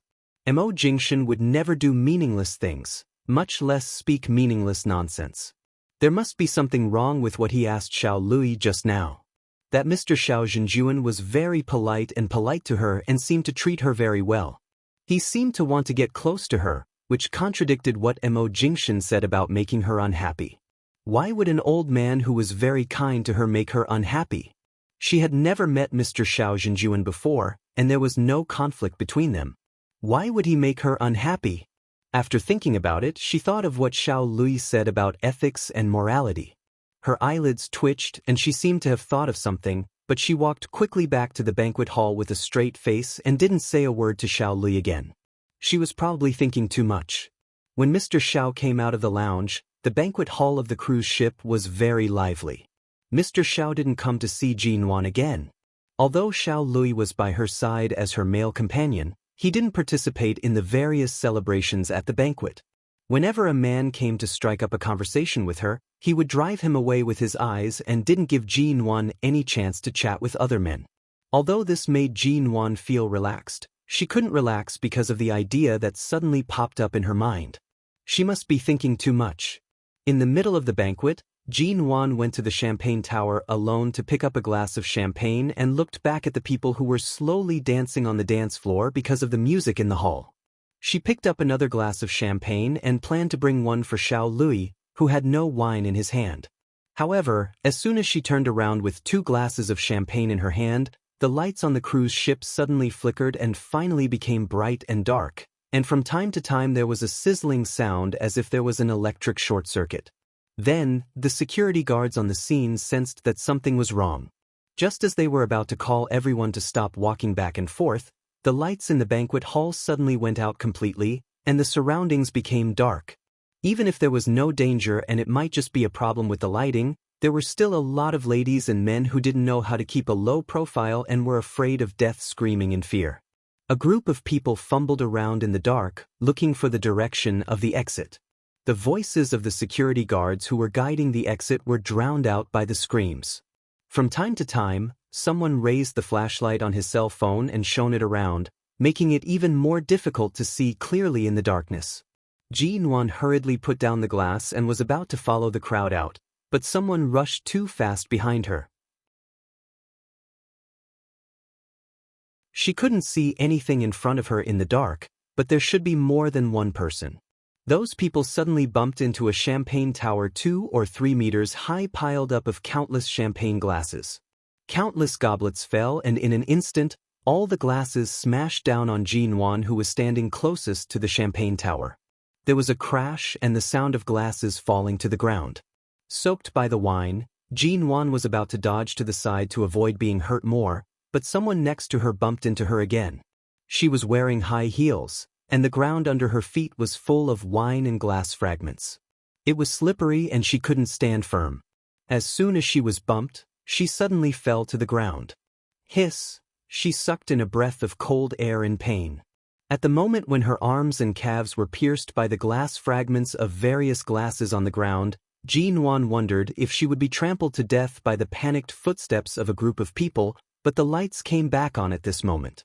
At the moment when the lights suddenly came on, everyone was stunned and didn't know whether it was just a temporary blackout or a cruise ship scare like in the movies, when Xiao Lui suddenly passed through the crowd and was about to rescue Jin-Wan before she was seen by others. Unexpectedly, someone was one step ahead of him, pushed through the crowd, wrapped a suit jacket around her soaked body, and then decisively picked up the injured Jin-Wan by the waist. With a stern and cold face, he told the people around to get lost and carried Jin-Wan out quickly. When the group of people came to their senses, they only saw MN Group Suji, who was dripping wet and in a sorry state, wrapped in a black men's suit, almost covering half of her body. They couldn't see her face at this time, only her white and slender arms and calves were covered in blood. Only then did someone notice that even the high champagne tower had collapsed. There were glass fragments of wine glasses all over the ground, and there was a lot of blood on the ground. It seemed that COG had just fallen there and happened to fall directly on the glass fragments on the ground. It seemed that she was seriously injured. There were even people who recovered from their momentary panic and said in astonishment, "Am I seeing things? The person who carried COG out just now was Suemo?" The scene was still in a mess. Mr. Xiao Zhenjuan suddenly came over quickly. Seeing the blood on the ground, he turned to look outside and said coldly, "Why is there so much blood? Send someone to have a look. If there's anything you need, send someone to help immediately. I hope this child is not seriously injured. She's such a good girl." The security guards kept explaining to the crowd that just now, there was a problem with the power lines because of the voltage instability on the cruise, but the power was restored in 2 minutes. They didn't expect that such a thing would happen in just 2 minutes. Mr. Xiao Zhenjuan suddenly glared at Xiao Lui. "I asked you to take care of her, but why did you take care of her under the champagne tower?" With that, he turned around and ordered, "Ask someone to get the surveillance video of the power outage for 2 minutes. Isn't there a night vision camera here? I'd like to see who pushed him down when he was fine." At the back of the crowd, Sheng Yihan suddenly looked at Ji Mengran beside him. Ji Mengran was secretly pleased to see that Jin-Wan was injured. Suddenly being stared at by Sheng Yihan, she said, "It wasn't me. I was standing with you just now. When everyone was running around, it's normal for someone to bump into the champagne tower and then someone else. How could I have predicted the power outage? How could I control the power lines on the cruise? It's Jin-Wan's bad luck. It has nothing to do with me." Sheng Yihan glanced at her coldly again before retracting his gaze. He then glanced at the furious chairman of Ling Xiao Group. Ji Mengran said again, "Don't you think Mr. Xiao cares about Jin-Wan very much? Do you think she's having an affair with Mr. Xiao? After all, everyone secretly says that she slept all the way to the company." Sheng Yihan pulled his arm out of Ji Mengran's hand in annoyance and said coldly, "Shut up. Didn't you spread this rumor first?"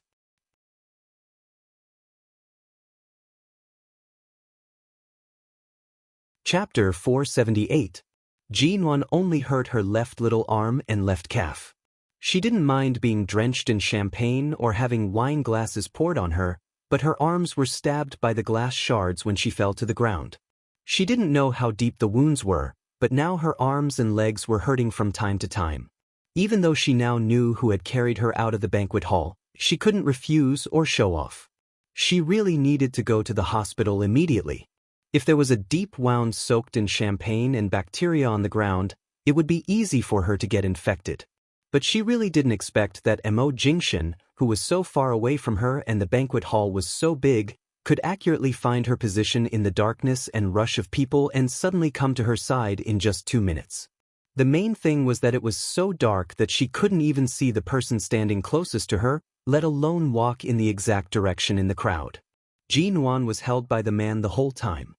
He didn't speak, nor did she, but she could feel from his tight embrace that he carried her so quickly to the parking lot of the cruise ship as effortlessly as before. She also weighed 90 kilograms, but every time, this man seemed to be holding a ball of cotton. Was she so light? When they arrived at the nearest hospital to Binhai Bay Road, Mo Jingshan sent her to the trauma department to disinfect and bandage her wounds. Sitting in the consulting room, a middle-aged female doctor took her arm and said while disinfecting it, "Girls nowadays look delicate and tender, but they are obviously more resistant to damage than older people like us. How can you be so calm after being stabbed by glass shards? Doesn't it hurt? Look, there are still some glass shards in the wound." Jean Wan looked at her arm. After wiping away the blood, she saw that there were only some small scratches and 2 deeper wounds that bled more. Although it was painful, she had been holding it in. However, after the doctor clicked his tongue and said a few words, she only felt the pain increase. She didn't speak. Seeing that the doctor was still nagging, she resisted the urge to roll her eyes and said, "Doctor, please hurry up." "Hey, you're so hurt, but you still want me to hurry up? Don't I have to disinfect them one by one? The wound on your leg hasn't been treated yet. Why are you in such a hurry? Was that your boyfriend or your husband? I heard that when he carried you out of the car in front of the hospital, he didn't even lock the car and directly sent you in. He must be very distressed that you're injured like this, right? Be careful in the future. Don't go to parties or parties. Stay away from these dangerous things." Jean Wan, "Auntie Doctor, you really know how to nag. But your boyfriend is really handsome. I've never seen a young man as good-looking as him in so many years in the hospital. Miss, you're also very good-looking. You two are a good match, doctor, as soon as possible, okay?" Jean Wan tried to maintain a smile. The doctor clicked his tongue again, put her arm down, then lifted her skirt, put her leg on the bed in the consulting room, and continued to treat the wound on her leg. At this moment, the door to the consultation room opened. Mo Jingshan brought in a black men's shirt and placed it by the bed. It was obvious that the shirt belonged to him. For him to be able to fetch it so quickly, he must have some spare clothes in his car. After disinfecting the wound, change the wet clothes on your body. I've asked someone to buy clothes for you. The seaside is far from the city, so you may have to wait for a while. Wear this first. Jean Wan took a look at him and wanted to say thank you, but when she saw the man's cold eyes, it was clear that anything she said could ignite a fire, so she thought for a while and didn't say anything. However, when the doctor took out a glass fragment deep into the flesh above her knee, she couldn't help but let out a hiss of pain. Mo Jingshan walked over. His words were not to comfort her or to ask the doctor to be gentle. Instead, he glanced at the wound on her leg and said mildly, "It's just a superficial wound, yet it hurts so much. Just now, it was only the champagne tower that fell. If it was the ceiling of the banquet hall that weighs tens of kilograms, would you still be standing there foolishly?" Jean Wan didn't raise her eyes. "I was wearing high-heeled shoes, and the ground was slippery and wet. I couldn't stand still at all. Do you think I didn't want to hide? And people were running around in a hurry, and I couldn't move at all, okay? Then you don't have to wear these high-heeled shoes anymore." "How can I not wear them? I'm not a rich lady in a big family. Every day in the company and on various occasions, if I wear flat shoes with a dress, or wear flat shoes with my usual business attire, it will be too inappropriate." At this time, the middle-aged female doctor was disinfecting the wound where she had just taken out the glass fragment. Jean Wan trembled in pain and her face turned pale. Mo Jingshan still didn't have any intention of comforting her. He said calmly, "Disinfect her wound a few more times and let it hurt a little longer." "Jean Wan?" The man threw the shirt on the bedside to her hand and said coldly, "If it doesn't hurt, you won't remember." "All right." The middle-aged female doctor readily agreed and then pressed the sterilized cotton on Jean Wan's knee again. Jean Wan trembled in pain and tried hard not to scream. With a pale face, she raised her eyes and glared at the man who was standing by the bed and watching calmly, scolding angrily, "See, Mo, it's improper for men and women to touch each other. My skirt has been lifted up, and my legs are lying on the bed. If you're a gentleman, shouldn't you turn around and leave now?" The man glanced at her indifferently. "You've slept with me countless times. Why are you afraid to see my leg?" Jean Wan. At this time, the middle-aged female doctor said to Jean Wan with sterilized cotton and medical tweezers in her hand, "Alas, don't flirt with me. I know you two love each other. I lost my husband when I was young and have been alone for so many years. I'm most afraid to see young people who love each other. Jin-won sneered and didn't go to see the doctor but continued to look at Mo Jingshin coldly and said in a very cold tone, "Doctor, please don't mind me. I also lost my husband when I was young." The middle-aged female doctor's hand trembled. She looked at Jin-won in surprise and then turned to look at Mo Jingshin in astonishment.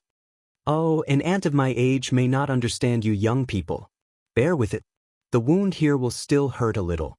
I'll try to be gentle."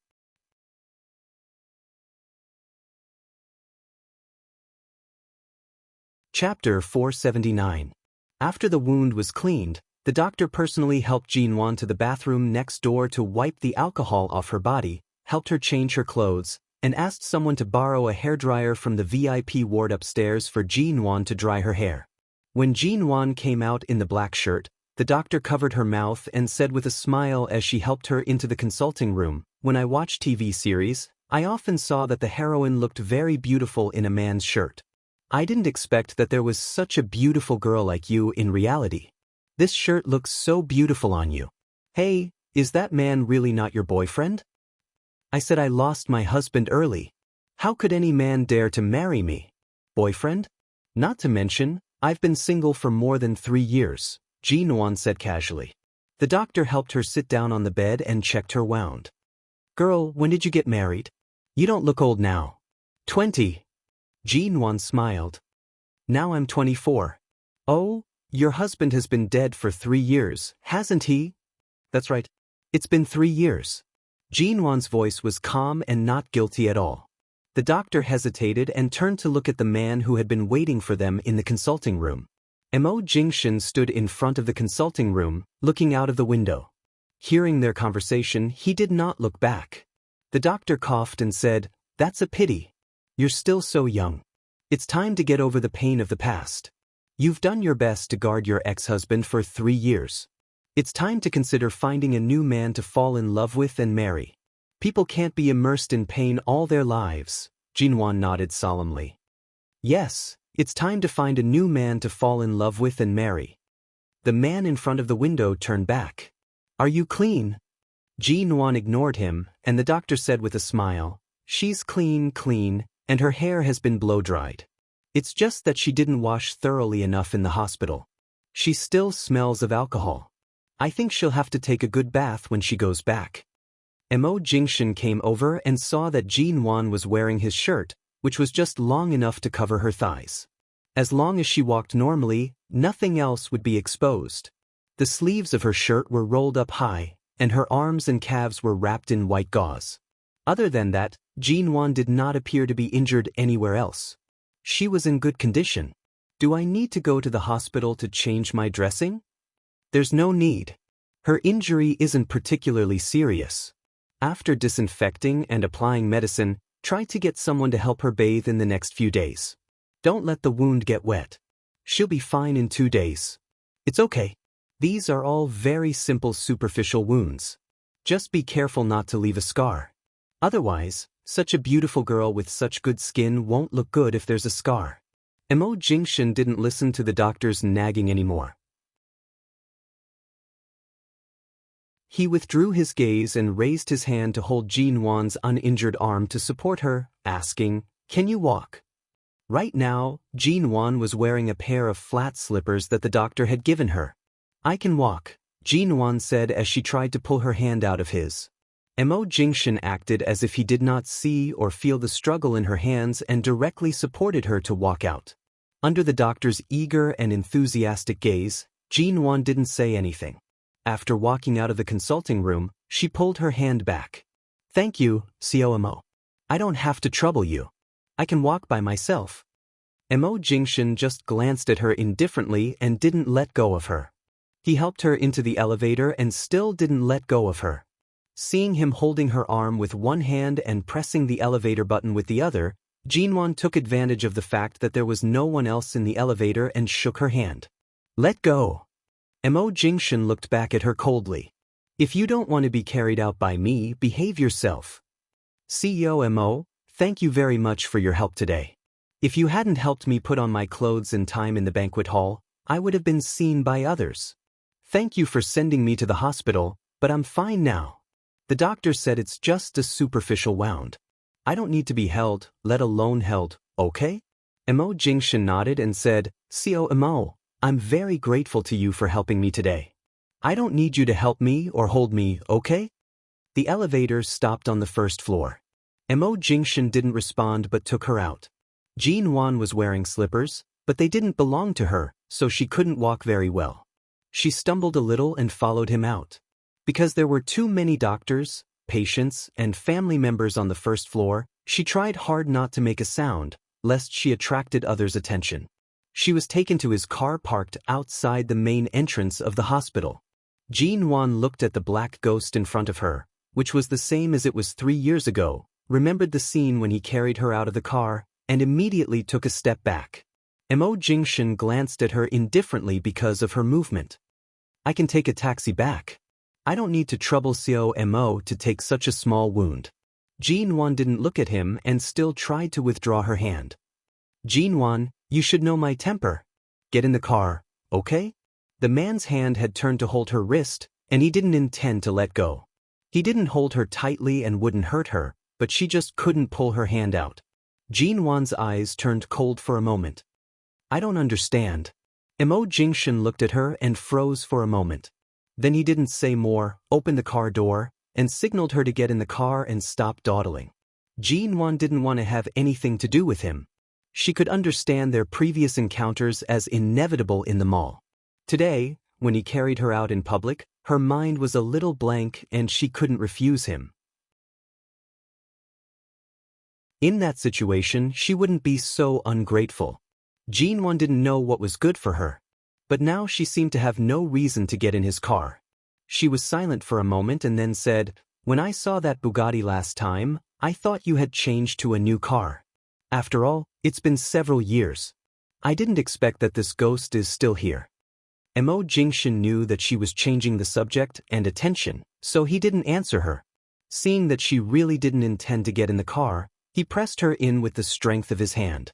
As soon as Jin Wan sat in the passenger seat and was about to get out, the man pressed her seat belt that had just been pulled halfway, lowered his head, looked at her cold and resistant face, and said almost commandingly, Sit tight. The author's words, 2 days in a row, I really did it. Tears streamed down my old face. In fact, there were a lot of foreshadowing in the updates these 2 days. I hope you don't just look at the places where the male lead appears. Some foreshadowing should be read. Today, I took some time to carefully read the recent readers' comments. And don't worry, I'll write about the plot you want to see in the future.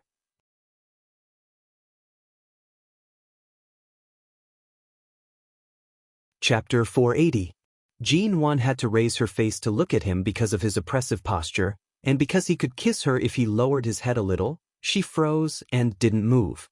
This distance was too close, so close that she could clearly feel the man's slightly hot breath brushing against her cheek.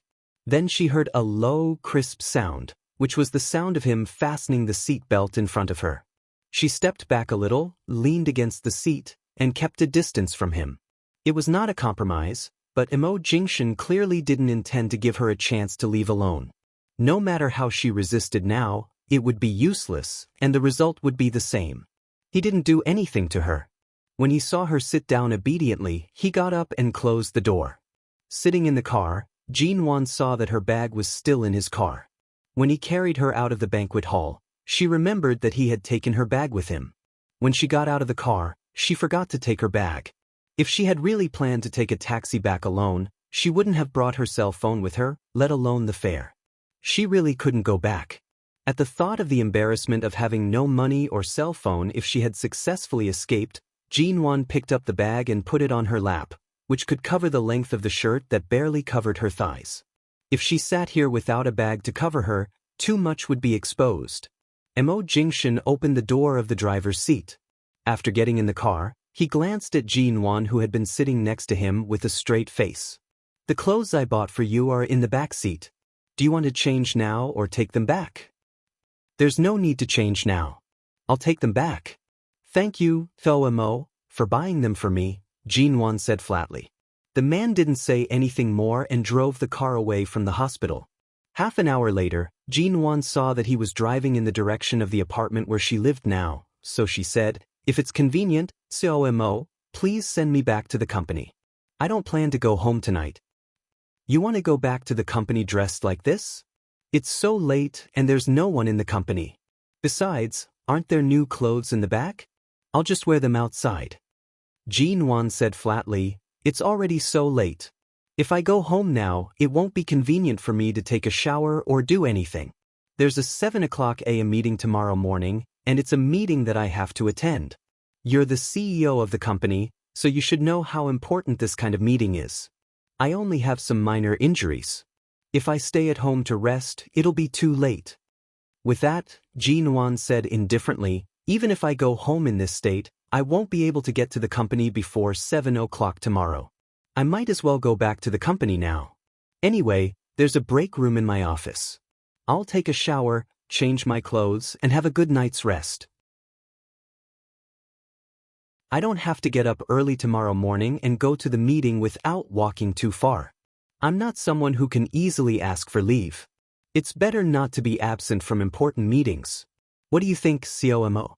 The man didn't speak but turned the car onto another road, the road leading to the MN Group in the west of the city.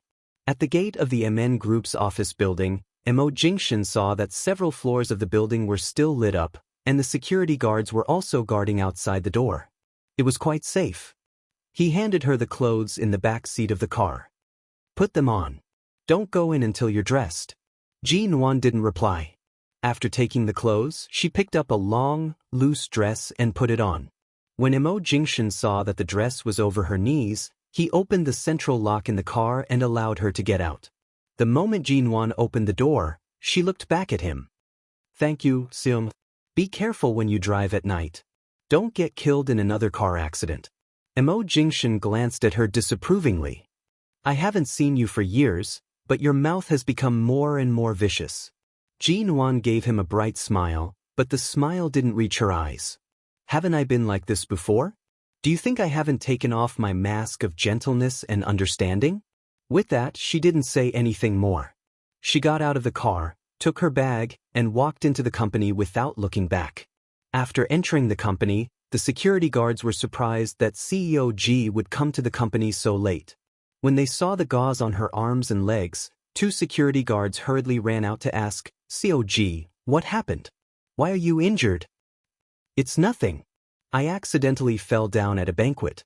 It's just a skin injury. I'll be fine in 2 days." Jin-won walked to the elevator and didn't explain much. "Then why did you come to the company?" "I was too lazy to go home. I'm going to sleep in the office break room for the night." Before entering the elevator, she thought for a while. "Order takeout for me, noodles or rice noodles." The security guards nodded blankly. When Jin-won entered the elevator and the elevator door closed, the security guards hurried to find the number for takeout. When she reached the top floor of the company, Jin-won turned on the main control light on this floor, and the darkness instantly turned bright. She walked into the office, took off her slippers, threw her bag on the sofa in the office barefoot, and hurriedly pushed the door into the break room. She took off all her clothes, went in, and carefully wiped the rest of her body with a towel except for her wounds. Then she washed her hair separately. After making sure the smell of alcohol was gone, she came out and found comfortable clothes in the wardrobe to change into. After finishing all this, the security guards brought over the takeout he had just ordered for her. It was a bowl of beef noodles. Jin-won took it in and began to eat. She enjoyed it very much, as if nothing had happened today. It wasn't until the cell phone in her bag vibrated that she took out her cell phone and saw that there were many missed calls, several of which were from Xiao Lui. She picked up the phone, and there came a man's voice. "How's the wound? Did you go to the hospital to bandage it? You took so long to answer the phone. If you didn't answer it, I'm afraid I would have thought you were taken away by your ex-husband and locked up." Jin-won. CEO Zhao's imagination is too good. How many people in this world are as perverted as you who always like to lock people up? The man on the other side of the phone sneered coldly. "Do you think I'm locking you up? You have good food and drinks, and you don't lack anything. You even have someone to serve you. Even when you go swimming, someone will hand you a bath towel. It's more comfortable than a vacation. Most people can only beg for such treatment. Then I should thank Xiao Xiao for letting me spend a week happily being kidnapped?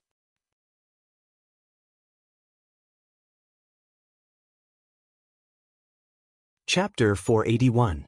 Xiao Lui snorted and didn't continue this topic but said, "My father flew into a rage when you fell and injured yourself at the birthday party today.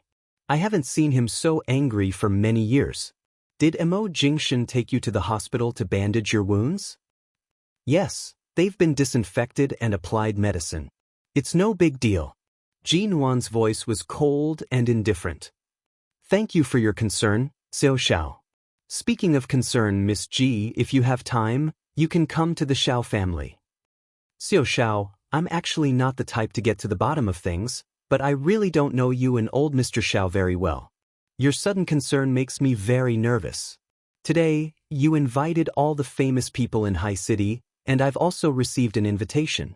That's still acceptable, but inviting me to see old Mr. Xiao is already inappropriate. Now, you're inviting me to your home for a meal. Don't tell me you really want me to be your stepmother?" Xiao Lui sneered. "You're quite thoughtful. Otherwise, what else can I think? Is it just because your father likes me so much and wants to take me in as his goddaughter? I don't think so.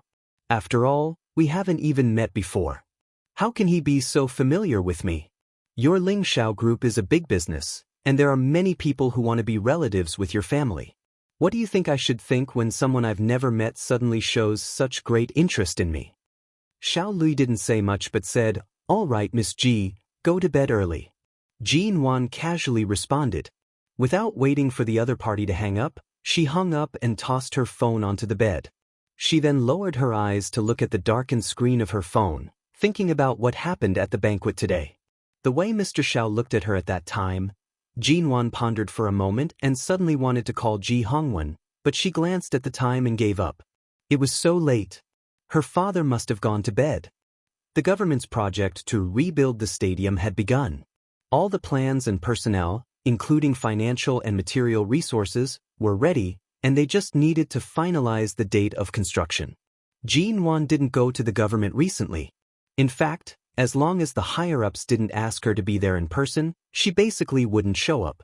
Although this was a very important project issued by the government, she would try to let others go as much as possible. Xiaoba brought a group of people to inspect the construction site of the old stadium. They were gone for several hours and only returned in the afternoon, exhausted and sweaty. He handed her a camera filled with electronic photos. Jin Wan inserted the camera's memory card into the computer and checked the photos they had taken.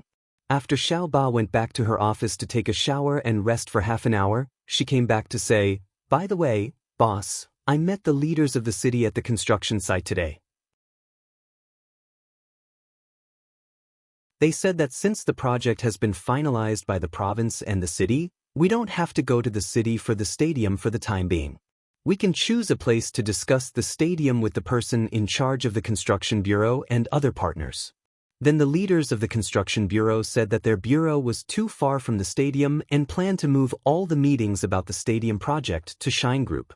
That is to say, boss, if you continue to follow the progress of this project, you should go to the office building of Shine Group with the people of the construction bureau in the future. Jin Wan stared at the photos on the screen without any pause and said calmly, "I see." Seeing that Jin Wan didn't show any dissatisfaction, Xiaoba stared at her expression for a while and didn't see any uneasiness on her face. It made sense. This was what the government and the construction bureau said, and the matter had been settled. Even if Jin Wan had any dissatisfaction or objection, she could only vent her anger in her own company, and there was no change in the result. "Well, boss, the construction bureau said that there will be another meeting this Friday. Shall we go to Shine at the appointed time?" "Okay." Jin Wan still looked at the computer screen. Xiaoba didn't dare to disturb her anymore and walked away lightly.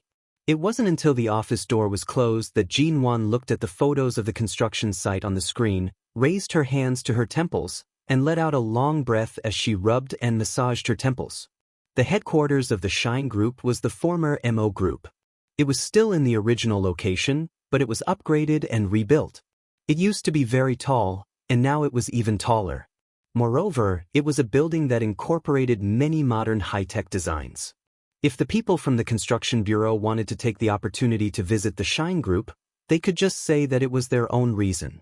Why did they have to involve this project meeting and let everyone follow them to visit the Shine Group's building?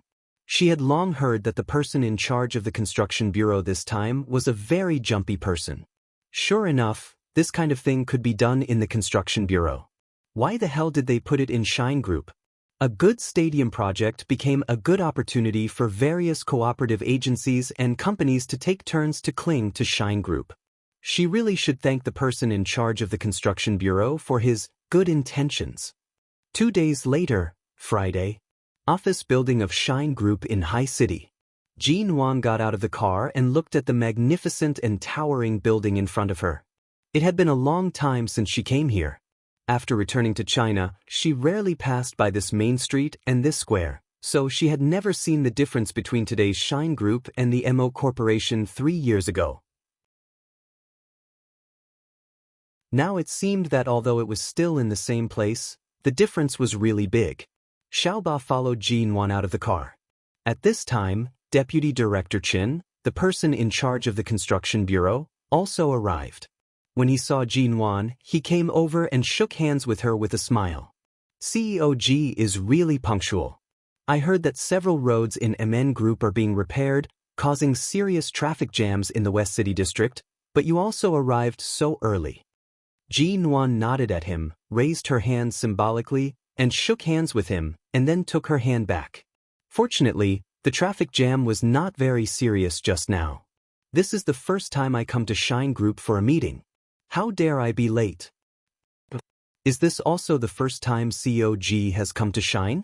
Deputy Director Chen smiled. Jean Wan didn't look at him again, nor did she say much. She just looked inside. Let's go in. Okay. Deputy Director Chen said and asked other people to follow him.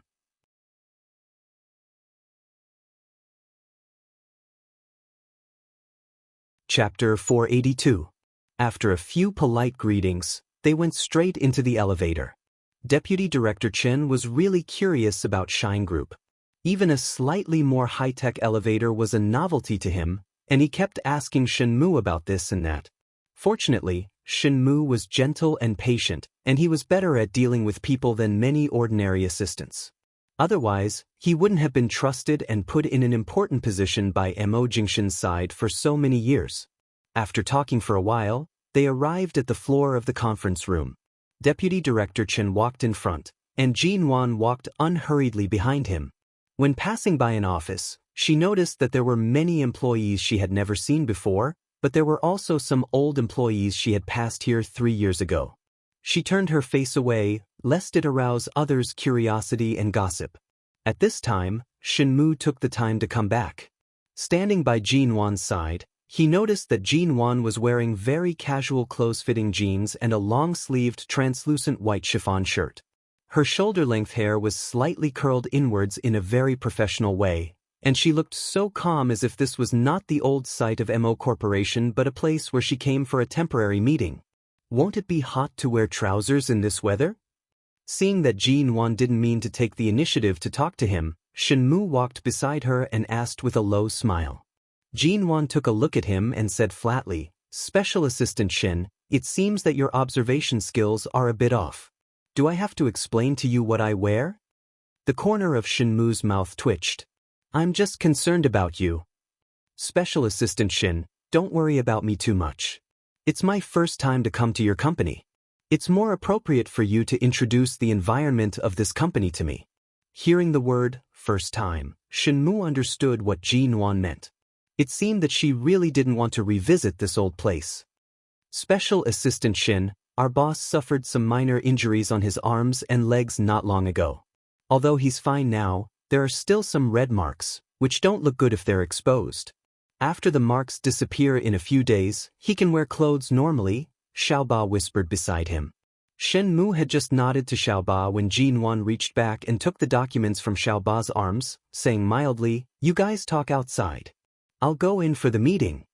Knowing that Jean Wan was blaming her for talking too much, Xiaoba hurriedly followed Jinwan's footsteps with an uneasy expression and followed her into the conference room. When everyone had taken their seats, Jinwan went in and greeted them politely.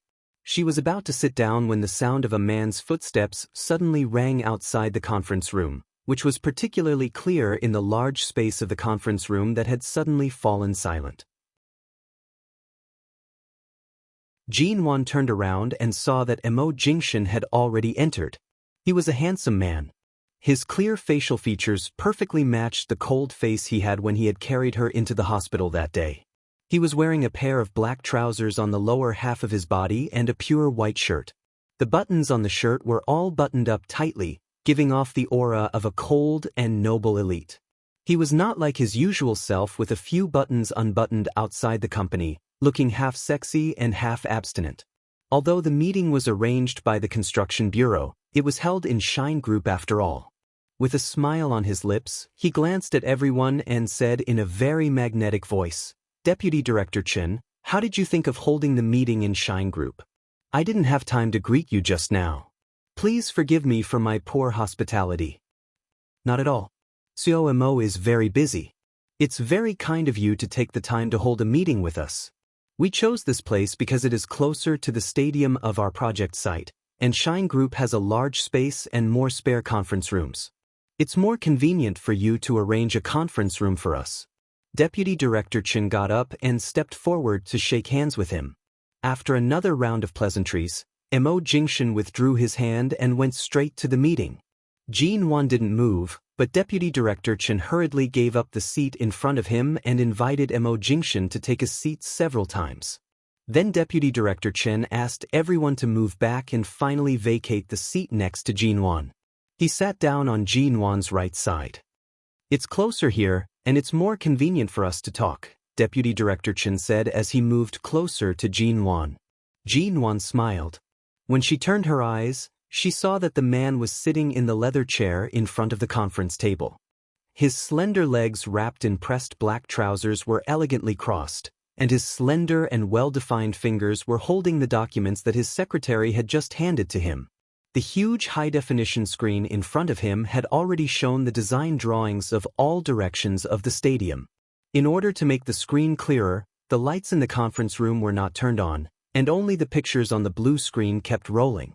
In the blue light, the man's extremely handsome face was blurred by the light, but he looked unusually cold.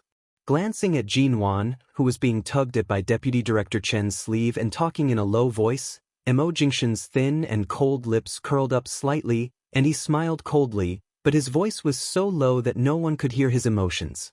"Deputy Director Chen, are you here for a meeting or just want to talk to COG alone?" Could it be that Deputy Director Chen has forgotten that all the agencies and partners are still sitting here? As soon as Emo Jingshan finished speaking, Deputy Director Chen's hand that had been tugging at Jinwan's sleeve trembled, and he hurriedly let go of her. Jinwan also withdrew her arm at the right time and calmly continued to look at the pictures on the big screen and the staff who were standing in front of them and analyzing the various project drawings of the stadium. Seeing that Deputy Director Chen didn't dare to continue to look at Jinwan, nor did he dare to tug at her sleeve and talk to her in a low voice, Emo Jingshan threw the documents in his hand on the conference table with his slender fingers, signaling for the meeting to continue. Some of the people present had been invited to Mr. Zhao's birthday party a few days ago and had seen Emo Jingshan carrying the injured Jinwan out. Some of them had seen Emo Jingshan, who had always kept a distance from women, teaching Jinwan how to play darts when they went to the seaside resort some time ago. Some of them had noticed Emo Jingshan, who had always kept a distance from women, teaching Jinwan how to play darts. Some of them had noticed Emo Jingshan and COG of MN Group, but no one dared to gossip about it. At this moment, seeing Emo Jingshan's cold attitude, they felt that the relationship between COG and COMO was really not ordinary. The conference room was silent, and only the staff standing in front of the screen were talking. There were a lot of people in the conference room, so the air conditioning was turned on. Most of the people present were men in shirts, suits, and trousers. When they all felt a little cold, Jinwan also felt cold. Just as she inadvertently touched her arm through the long-sleeved chiffon shirt, The man sitting at the head of the conference table didn't seem to look at her, but his voice suddenly rang coldly. Shen Mu, go and turn up the temperature of the air conditioning.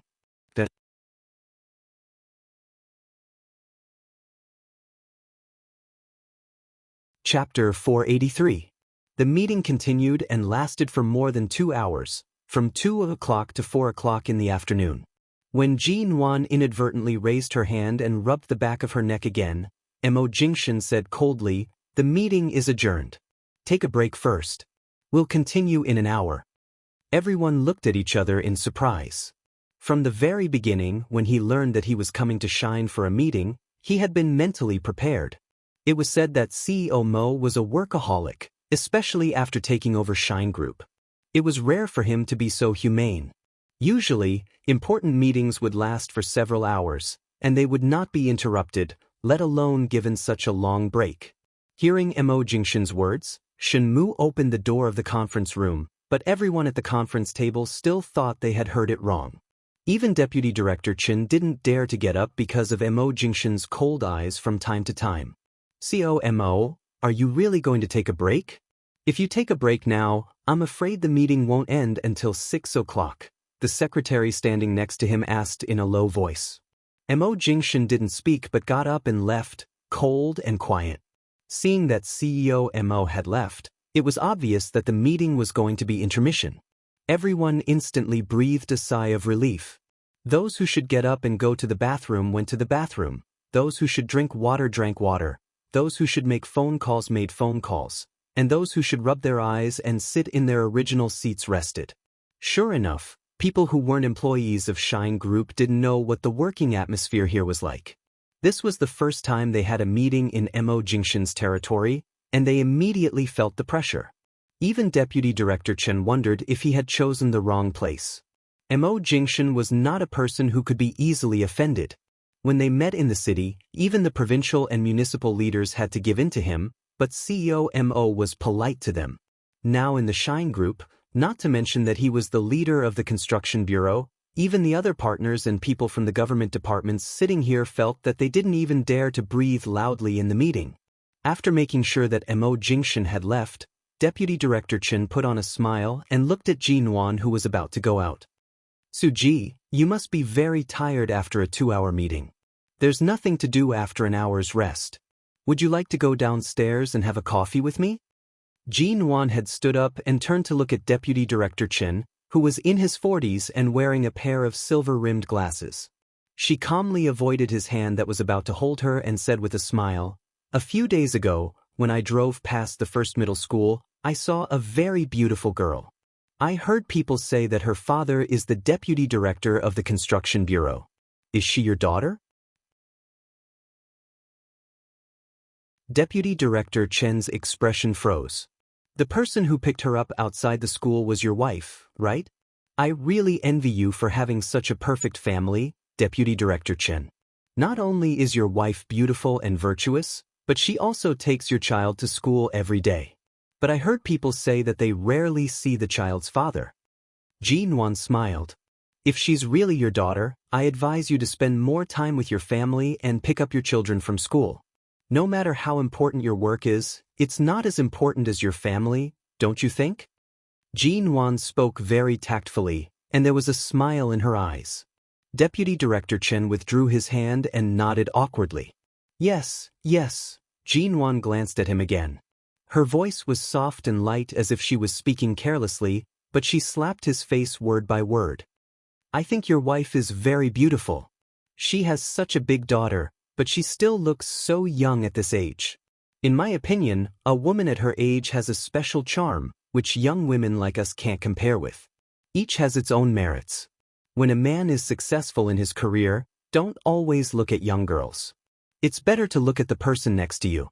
Finally understanding Jin Wan's warning, Deputy Director Chen felt a little embarrassed and didn't say anything more, but Jin Wan had already walked out of the conference room. As soon as she went out, Xiao Ba leaned over and said beside her, "Boss, did you notice that before Xiao Mo asked someone to adjust the air conditioner, he first saw you start to rub your arms because you were cold, and then he stopped the meeting because he saw you were so tired that you were rubbing your neck?" Jin Wan glanced at him calmly. Are you paying attention to the wrong place? Why did I ask you to come here? Xiao Ba pursed her lips and handed the meeting materials to her. I was sitting at the back just now and sorted out the meeting materials. The contents of the meeting for the past 2 hours have also been recorded. I didn't miss anything.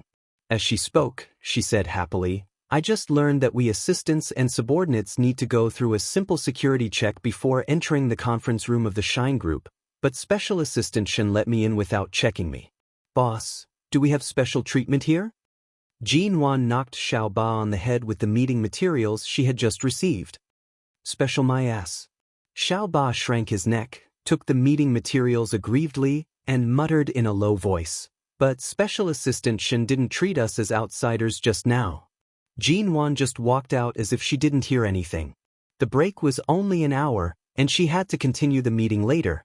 Jin Wan was about to go downstairs and find a milk tea shop to rest with Xiao Ba, when Xiao Ba received a call from her boyfriend, saying that he was nearby and that he would treat Xiao Ba to a French restaurant in the evening. Knowing that Xiao Ba could take a break, he asked her to sit in a nearby park for a while. Jin Wan couldn't bear to disappoint these two young lovers who were so busy with work that they rarely got together, so she gave Xiao Ba a few hours off. She didn't need to come to the meeting later. She would record the contents of the meeting and take it back to the company tomorrow for them to sort out. Xiao Ba ran off with a blissful expression. Jin Wan had no interest in drinking milk tea alone. She took a stack of documents and casually found an empty parlor on this floor to rest. There was a black leather sofa in the parlor, as well as a water dispenser and disposable cups. She poured herself a glass of warm water and then sat on the sofa, rubbing her neck from time to time. Because she was often busy with work when she was in the UK, she couldn't relax after returning to China. Now, as long as she worked or sat for too long, her neck and shoulders would be a little sore.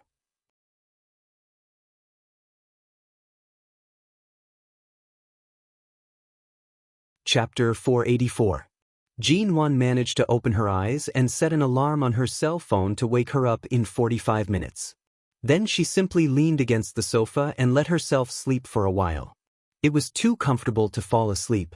Her original posture of leaning against the back of the sofa gradually changed to a posture of lying on the sofa. Then she curled her arms under her head like this.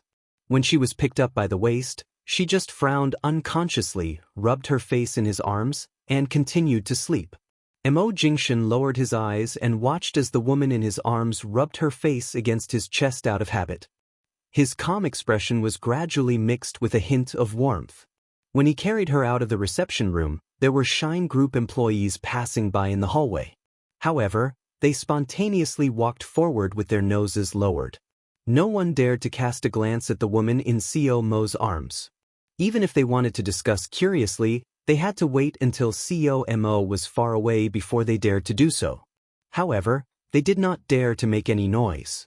When they reached the top floor of the company, the woman was still sleeping. Mo Jingshan carried her to the office. As soon as he pushed the door open, Jin Wan in his arms seemed to finally notice something wrong.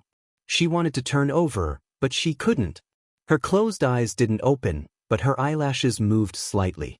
Her eyes were still closed, and her body was tighter than when she had just fallen asleep. The man carried the woman who had woken up into the office. Feeling that her body was getting stiffer and stiffer, he spat out 3 cold and low words from his thin lips. Go back to sleep. Even when he put her on the sofa, Jin Wan just kept her flat sleeping position, lying motionless, and didn't open her eyes. Seeing her stiff appearance, Mo Jingshan smiled, adjusted the air conditioning in the office to the right temperature, took off his suit jacket, and covered her with it. 1 minute, 2 minutes, 10 minutes, half an hour, Jin Wan lay motionless on the sofa. During this long time, she could hear the man's footsteps towards the desk and the rustling of the documents as he worked. Everything was quiet. Knowing that she was pretending to be asleep, he didn't expose her. When the break of the meeting was over, the secretary knocked on the door. When she came in, she saw Jin Wan lying on the sofa with CO Mo's clothes covering her body. She didn't dare to ask anything or even glance at her, pretending that there was only CO Mo in the office, saying, CO Mo, the people of the construction bureau are waiting in the conference room. Jin-won didn't hear Mo Jingshin's words. She only heard the man's footsteps passing by the sofa and then walking out of the office. When she was sure that he had left, she slowly opened her eyes, slowly sat up, and looked at the COMO, which was very different from 3 years ago. She sat quietly for less than a minute, then got up and left with a calm look. The secretary had just returned to the secretary's office when she saw Jin-won come out. She hurriedly walked out. "COMO, Fuji," she said. "CMO to you. CMO to okay. I'm going back to the company." Jin-won didn't look at the secretary and went straight to the elevator. "But COMO is still in a meeting. If you want to go back to the company, shouldn't you tell him first? Otherwise..." Jin-won stopped in front of the elevator and pressed the down button. "I have nothing to do with your COMO. I don't need to tell him whether I'm leaving or not. Of course, out of politeness, you can say goodbye to him for me after the meeting." COG? Before the secretary finished speaking, the elevator door opened on the top floor, and Jin-won walked in without looking back. Before the elevator door closed, Jin-won took a look at the secretary and said, "Please make a copy of the meeting materials for the second half of today and send them to my assistant's email tomorrow. Thank you." As soon as she finished speaking, the elevator door closed. 2 hours later, the meeting was over. The secretary had been waiting outside the conference room. Seeing Mo Jingshin come out, she hurried to greet him.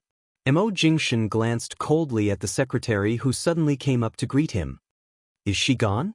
The secretary nodded. "As soon as you left the office, COG came out."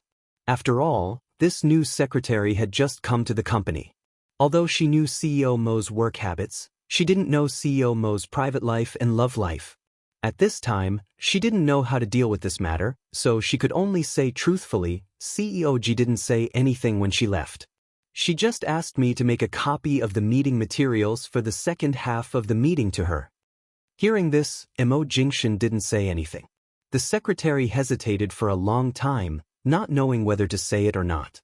But when she thought that when COG was lying in the office just now, she seemed to be covered with CEO Mo's coat, and what she saw when she went downstairs, she couldn't help feeling a little indignant. The secretary said hesitantly, "Also, when COG left, I saw that the car that picked her up was not the car of MN Group but the car of Mr. Vince, the general manager of BGY Group, and the person who picked her up was also Mr. Vince." Mo Jingshin, who was about to walk forward, suddenly stopped and took a dark look at the secretary. In an instant, the secretary felt as if she had been pierced by an ice arrow, as if there was a thorn in her back. For a moment, she wondered if she had said something wrong. Outside the window at the end of the corridor, it was already dark. High City was just beginning to light, but it was drizzling. The man stood in front of the conference room. His usual indifference was no longer there, and his cold face revealed displeasure. Mo Jingshin was silent for a long time, and then his cold and deep voice suddenly rang. How long had that car been waiting outside before she left? According to the security guard at the door, Mr. Vince's car had been waiting for more than an hour. Our company has had a lot of cooperation with BGY Group before, and we have had many contacts with Mr. Vince, so I have a deep impression of his car. And when the car door opened, I saw the person in the driver's seat, and it was indeed Mr. Vince. Mo Jingshin nodded silently, only listening, but not responding. Seeing that he didn't speak, the secretary didn't dare to say more, let alone guess what the relationship between CEO Mo and COG was. CEO Mo was a man with deep thoughts, and it was difficult to understand. Although he had been in the company for so long, he had never seen through him. It was just that her instincts told her that a cold and indifferent person like CEO Mo should have his own control over everything. He would rarely miscalculate. That COG should be a very special existence to COMO, right?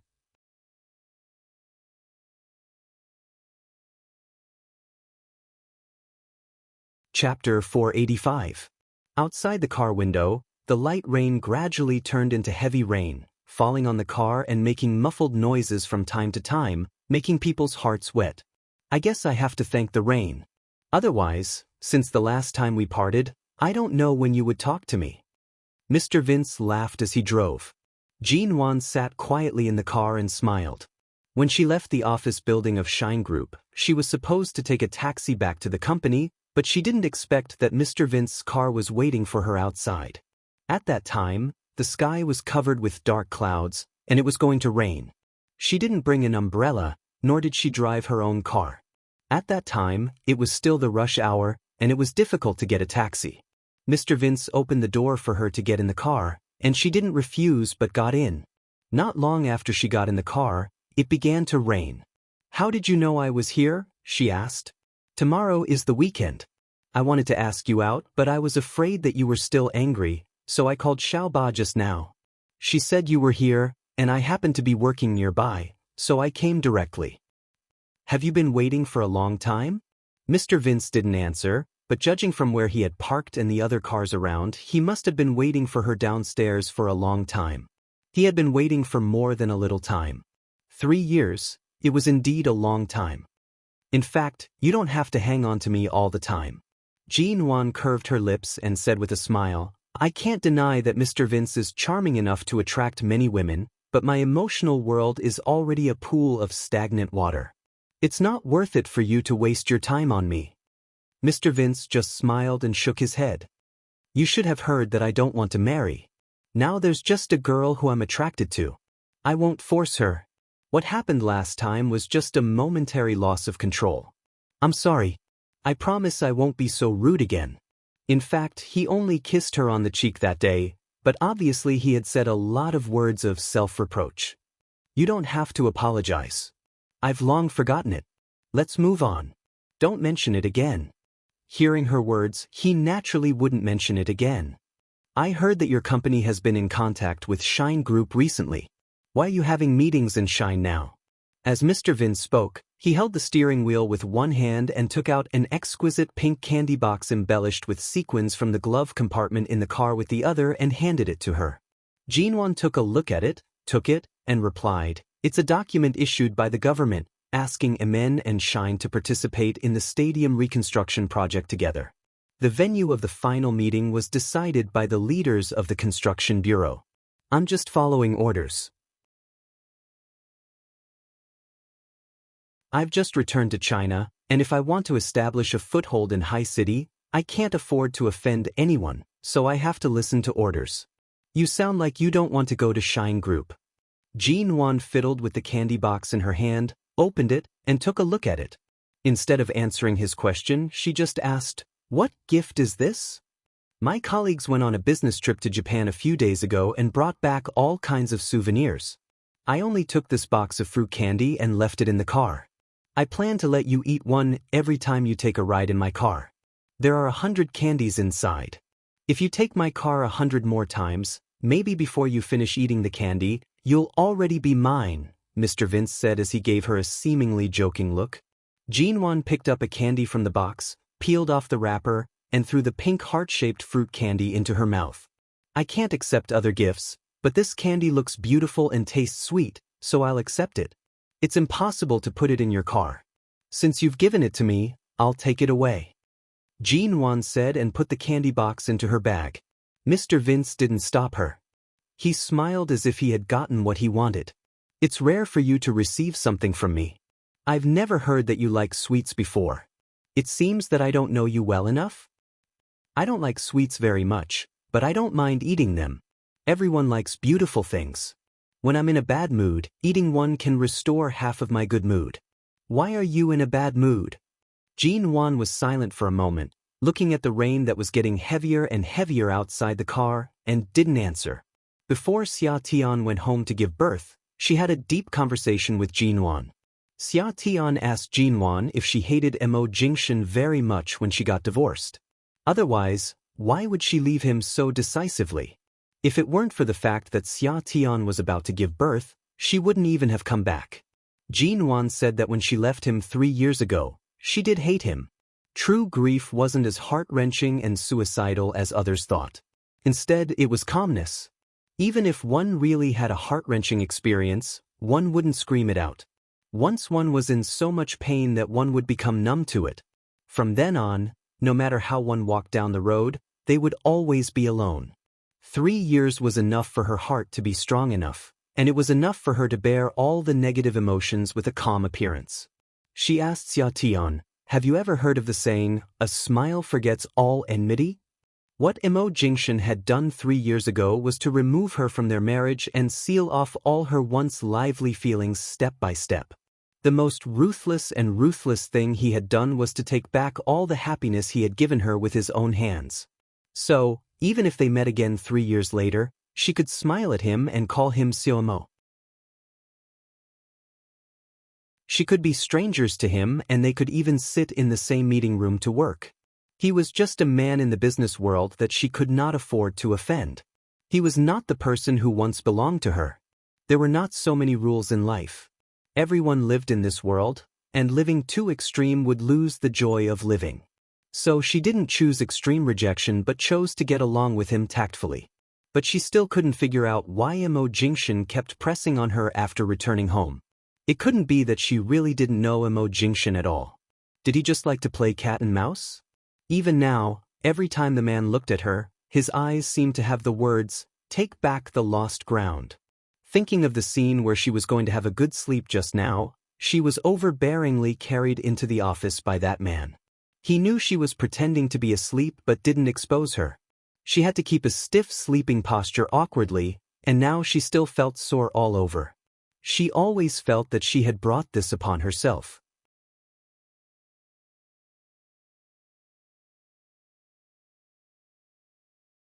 Chapter 486. When the car arrived at Jinwan's place, the rain had stopped, and the ground was covered with puddles of water. She would be covered in mud with just a few steps, and it was really inconvenient to go to the road, so Jinwan simply found a small restaurant on the night market near the apartment and invited Mr. Vince for dinner. Although it was a very simple restaurant, the environment was clean, the ingredients were clean, and the taste was warm and simple. Xiaoba said before that you can cook and often make dinner at home.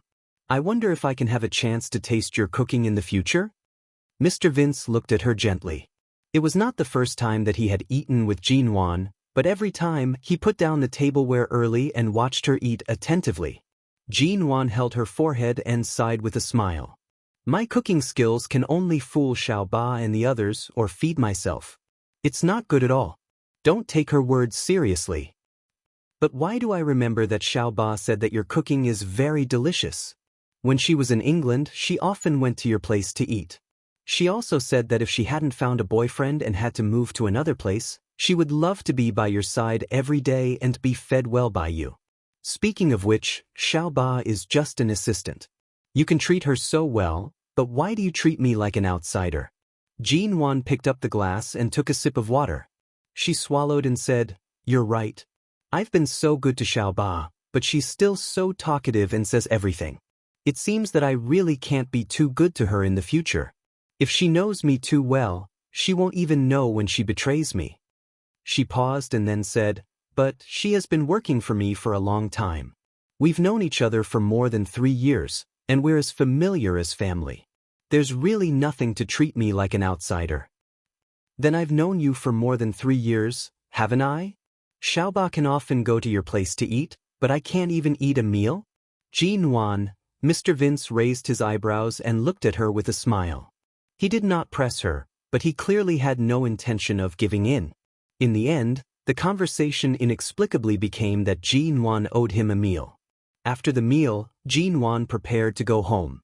Mr. Vince was about to send her, but he remembered that his phone was still in the car and asked her to wait for a while. Jinwan said no, asking him to drive back and turned into the apartment. Perhaps because of a short circuit, the streetlights in the neighborhood went out again. The road from the gate to her home was so dark that she could hardly see her fingers. The ground was covered in water. Jinwan walked carefully in her high heels. All of a sudden her cell phone rang. She had just dug out her phone from her bag and saw that it was a call from the company.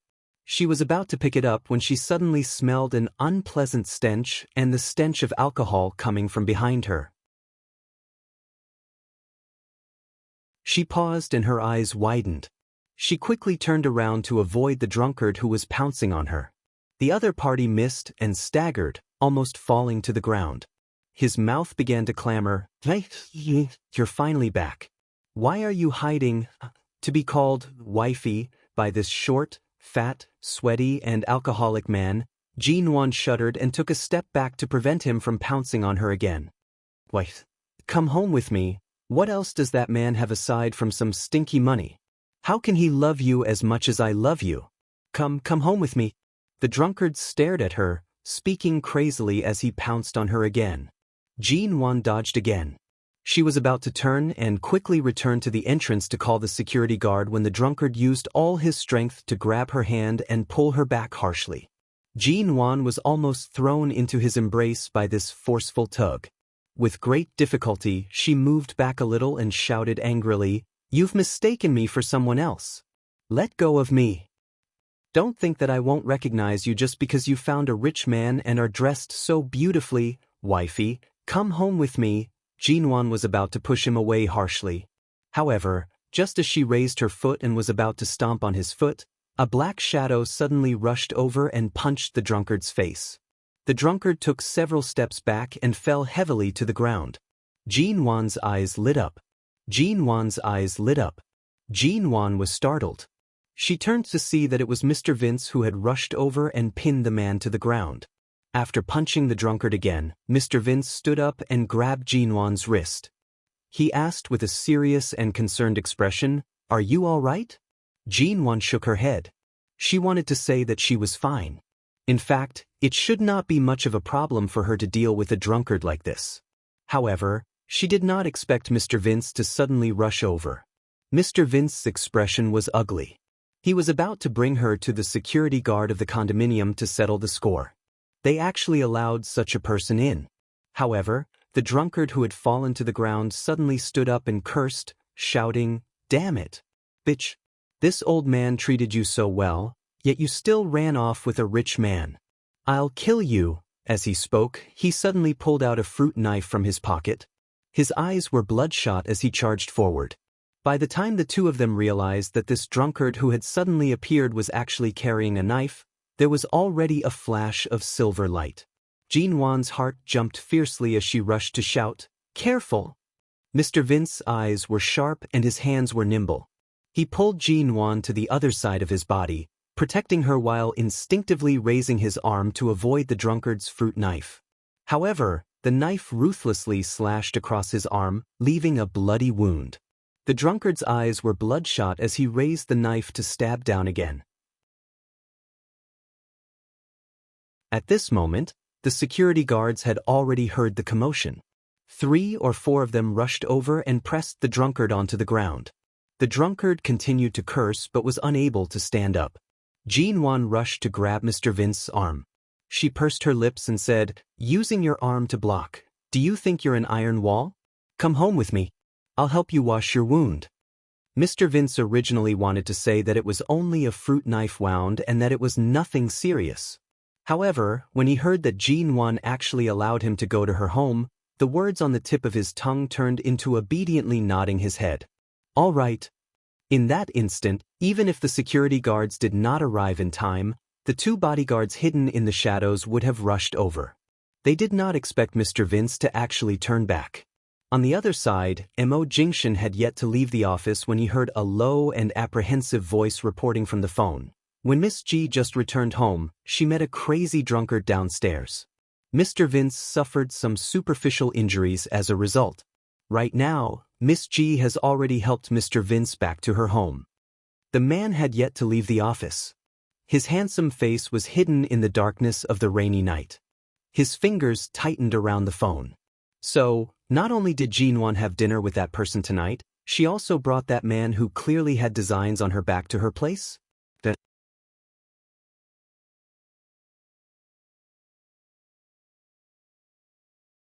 Chapter 487. The door opened with a beep. Jean-Wan rushed to support the man behind her and walked in. As she walked, she quickly pressed on the wall to turn on the lights. "Come on, sit down first. I'll help you wash your wound." Mr. Vince entered the door and glanced at the place she lived in. The first thing he saw was that the living room was neat and tidy. It was not as messy and full of things as she usually said. The apartment was more than 200 square meters, but the living room was large. The decoration was simple and not complicated. There was also the faint fragrance of a woman living alone in the air, making him feel inexplicably reluctant to leave as soon as he stepped in. Sit there first. I'll go get the first aid kit. Jean-Wan pointed to the sofa. It's nothing serious. The fruit knife's sharpness can't be that serious. It's just a scratch on the surface of my skin. If it were really that deep, I would have gone to the hospital by now. Mr. Vince glanced at the sofa. There were 2 blue and white pillows by the side, like the color of the sky. The white fabric sofa was as clean as new. He sat down and looked up at the woman who was hurriedly looking for the first aid kit. Jean-Wan brought the first aid kit, opened it, and rummaged through it for some simple medicine, gauze, and band-aids. As she took them, she said, "Even if you don't go to the hospital, he used a lot of force with the fruit knife just now. It's not that deep, but it's definitely not shallow. Don't you know how much blood you lost in the elevator?" As she spoke, she turned around to fetch a basin of water and took out a new towel from the drawer. She sat beside him and rolled up the sleeves of his shirt that had a long cut. Then she carefully began to wipe the blood around the wound. Seeing Jean-Wan's gentle and serious movements, Mr. Vince stared at her face. He watched as the little woman carefully wiped the wound clean, wiped the wound again with white gauze dipped in alcohol, and then changed the gauze to clean the wound.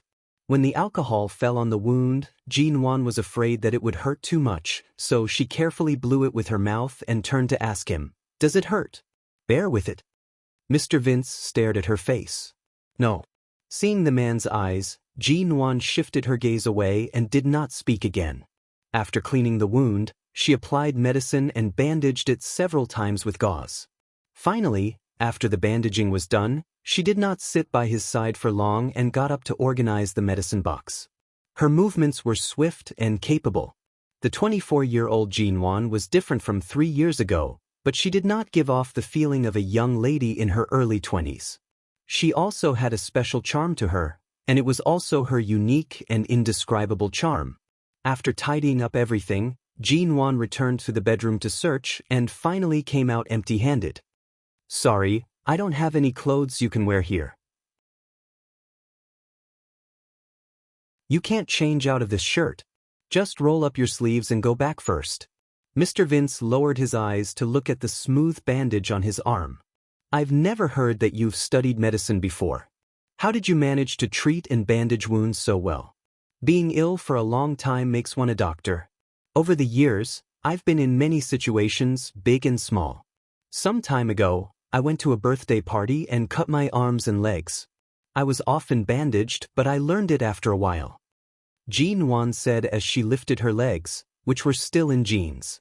"Didn't you notice that I was still wearing long sleeves and trousers on such a hot day?" The wounds had not disappeared yet. The red and black patches were too unsightly, so she simply covered them up. Mr. Vince looked at her clothes and saw that her white chiffon sleeves were stained with his blood, so he pointed at them. "Sorry, I dirtied your clothes." Jean-Wan lowered her eyes to take a look and smiled indifferently. "It's all right. If I can wash it, I'll wash it. If I can't, I'll change. Anyway, I have a lot of clothes. I still have 2 boxes of clothes I left in High City 3 years ago. I don't need 1 or 2 more. As for you, if something like this happens in the future, don't block it with your own hands. It's just a fruit knife.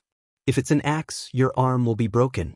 What if I have to take responsibility for you? I'm not crippled, but I did see blood."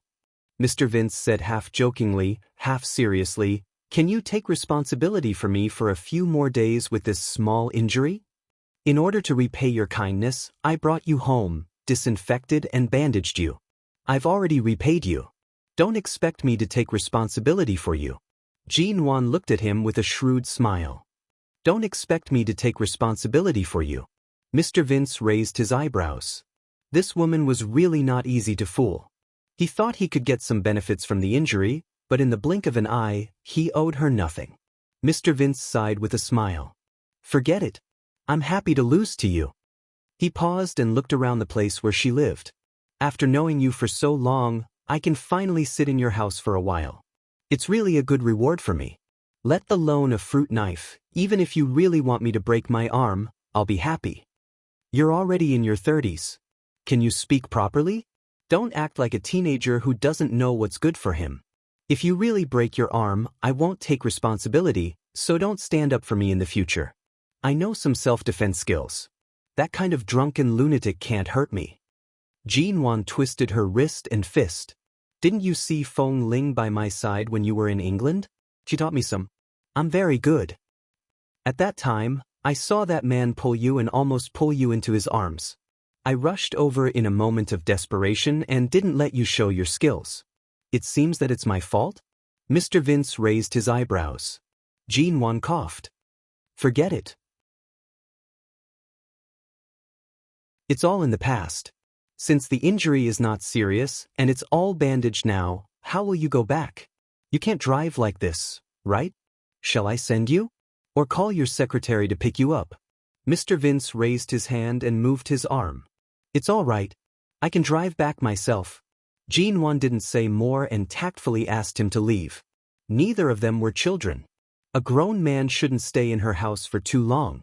He certainly understood that.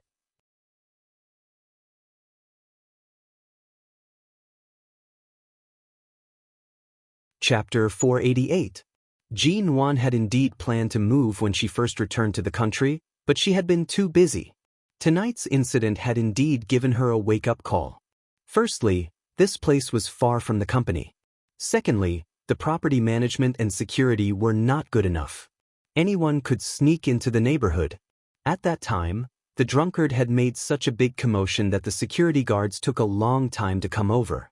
Coupled with the blackout, this was indeed not a good place to live. I'll consider moving. There are many good places near the company. I'll take some time to choose one. You can keep your apartment. Why keep it? It's just left there. You might as well pick a place to live. How could Jinwan not know that the so-called apartment was just bait for Mr. Vince? He had been waiting for her to take the bait. If she really moved into his apartment for convenience, it would be more convenient for him to go to her place in the future. For such an overly shrewd man, it was just like how he clearly could have avoided the knife in other ways, but he had still suffered such a stab. When a man really wanted a woman, his thoughts were actually deeper than those in those dramas and novels. We'll talk about this later. Mr. Vince, you should go. Jinwan smiled and asked him to leave again.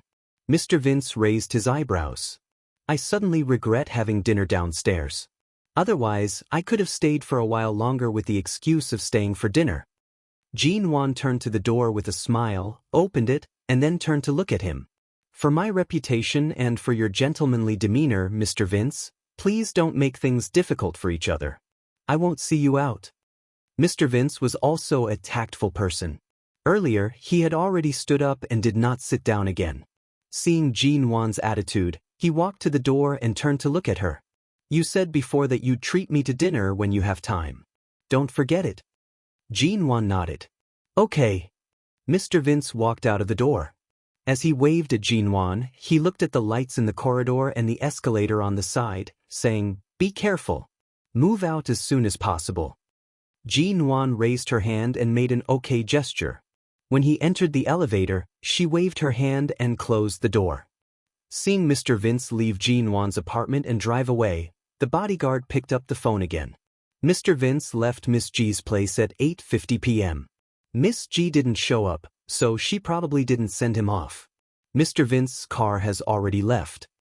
Mo Jingshan's expression melted into the dark night. So that man went up and sat for an entire 20 minutes?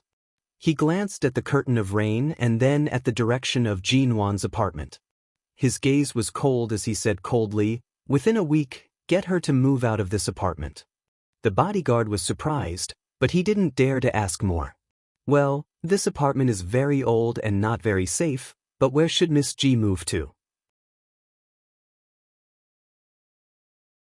Mo Jingshan's voice was calm. Hubei. The bodyguard was even more shocked. Hubei on the west side of the city was the only high-end residential area there.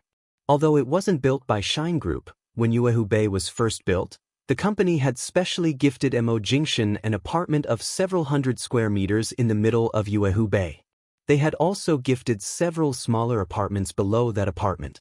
The one with the best feng shui and scenery in the middle of Hubei was gifted to Mo Jingshan. Almost all of the good floors were given to Emo Jingshan, and they had all been luxuriously renovated. This showed their sincerity. However, after the gift, Emo Jingshan had never moved there. Everyone knew that it was a good place in the west side of the city. It was close to various office buildings and commercial streets. In the middle of it was High City's famous Yuehu Bay. The environment was good and it was a secluded holy land in the bustling city. But how could he successfully get Miss Ji to move there?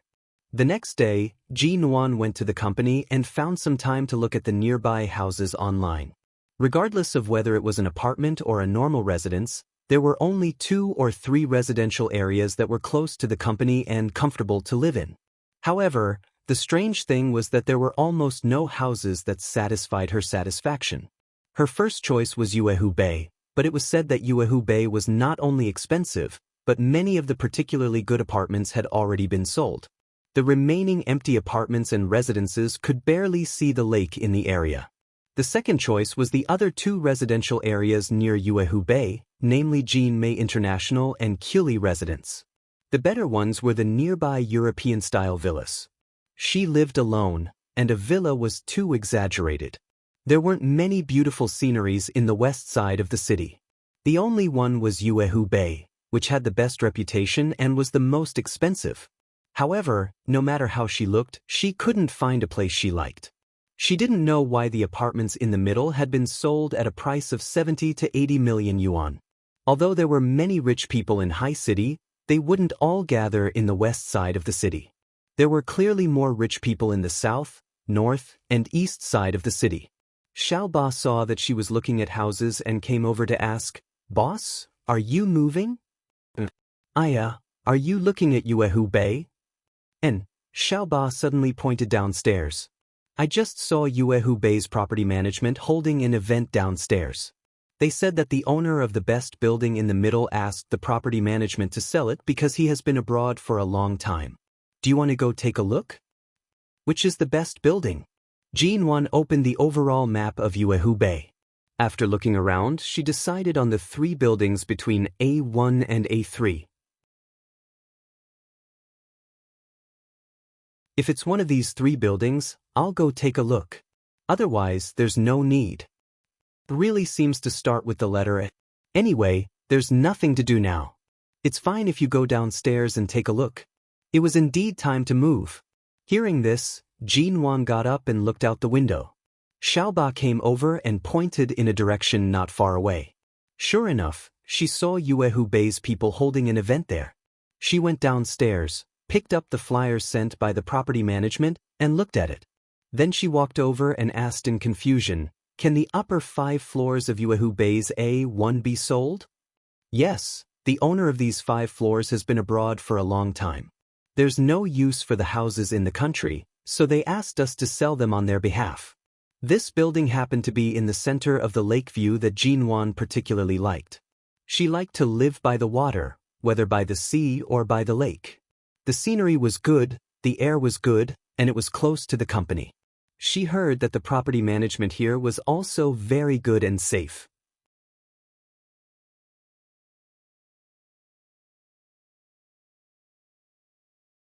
Chapter 489. He had heard from others that the apartments in Yuehu Bay were very difficult to buy. Even the few apartments with average scenery were very difficult to buy, and one had to go through all kinds of checkpoints and procedures to buy one. But it only took Jinwan less than 2 days to complete the real estate transfer procedures. The next night, the house belonged to her. She bought the one below the top floor of Block A1. It was 150 square meters, enough for her to live in. More importantly, the view was as good as the top floor, and the wide balcony faced the center of Yuehu Lake. Jinwan waited until the weekend to hire a moving company to help her move. Xiaoba and several of her colleagues also came to help her pack up. Mr. Vince had been abroad on a business trip for 2 days and had not returned. When Jinwan's apartment was moved, Mr. Vince finally returned. There was nothing he could do to help. "It's actually Yuehu Bay?" On the phone, Mr. Vince had just gotten off the plane. He called Jinwan from the airport and learned that she had moved to Yuehu Bay on the west side of the city. On the one hand, he was very confident about the security there, and on the other hand, he was depressed that he did not buy the apartment in Uehu Bay. He had bought almost all of the apartments and residential buildings around the MN Group except for the one in Uehu Bay. When he wanted to buy it, he learned that several of the best apartments in the center of the lake had been sold. He knew that with Jean Wan's character, she would definitely choose the best location with the best view of the lake. She would not choose any other location, so he gave up on Uehu Bay, a place with good feng shui. He did not expect that she would move there. Yes, I've moved here. That's right, I've already moved here. The place I used to live in is already empty. The property management and security here are not bad, much better than the place I used to live in. As expected, all of you were right to advise me to move. Thankfully, I've moved here. Otherwise, who knows what else would have happened in that small district. I often work overtime now, and there are quite a number of people stalking my company at night. It's indeed quite dangerous if I don't move to a safer district. Jean Wan was currently in her new home. As she spoke to Mr. Vince on the phone, she pushed open the floor-to-ceiling windows and stepped onto the balcony. Under the summer breeze, she admired the most beautiful view of the Moon Lake in the West District. Her lips curved into a smile. This scenery is really good. Mr. Vince sighed with a smile. He couldn't tell if it was fate or if she was deliberately avoiding him. He had thought that she would live near the company, but in the end, she chose Uehu Bay. The scenery there is really good, and it's also a treasure land in the western part of the city.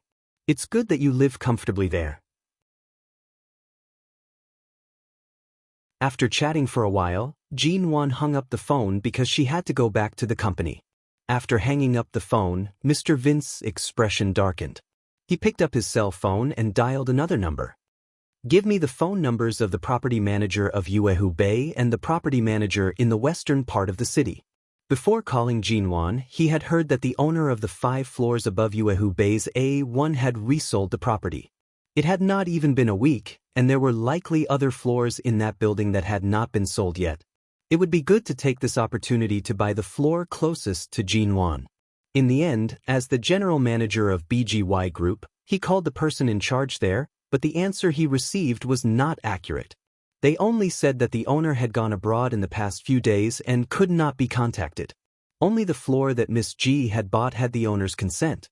There were other people who had inquired about the other floors, but the owner had not replied in the past few days. They could resell it, but they could not make the final decision on their own. They still had to wait for the owner of those floors to personally agree. Mr. Vince asked for the contact information of the owner, but the other party said that they could not give it to him. Not to mention Mr. Vince's status in High City, even BGY Group was one of the top property companies in the country. It was rare for a property company to not give him face. They were so secretive when they wanted to contact the owner and did not even dare to mention a word about it. He called other people, but the answer he received was the same. The identity of the owner of the 5 floors in Uehu Bay could not be casually revealed. All 5 floors were under the same owner's name. Jean Wan lived on the second to last floor, which was equivalent to being surrounded by those floors.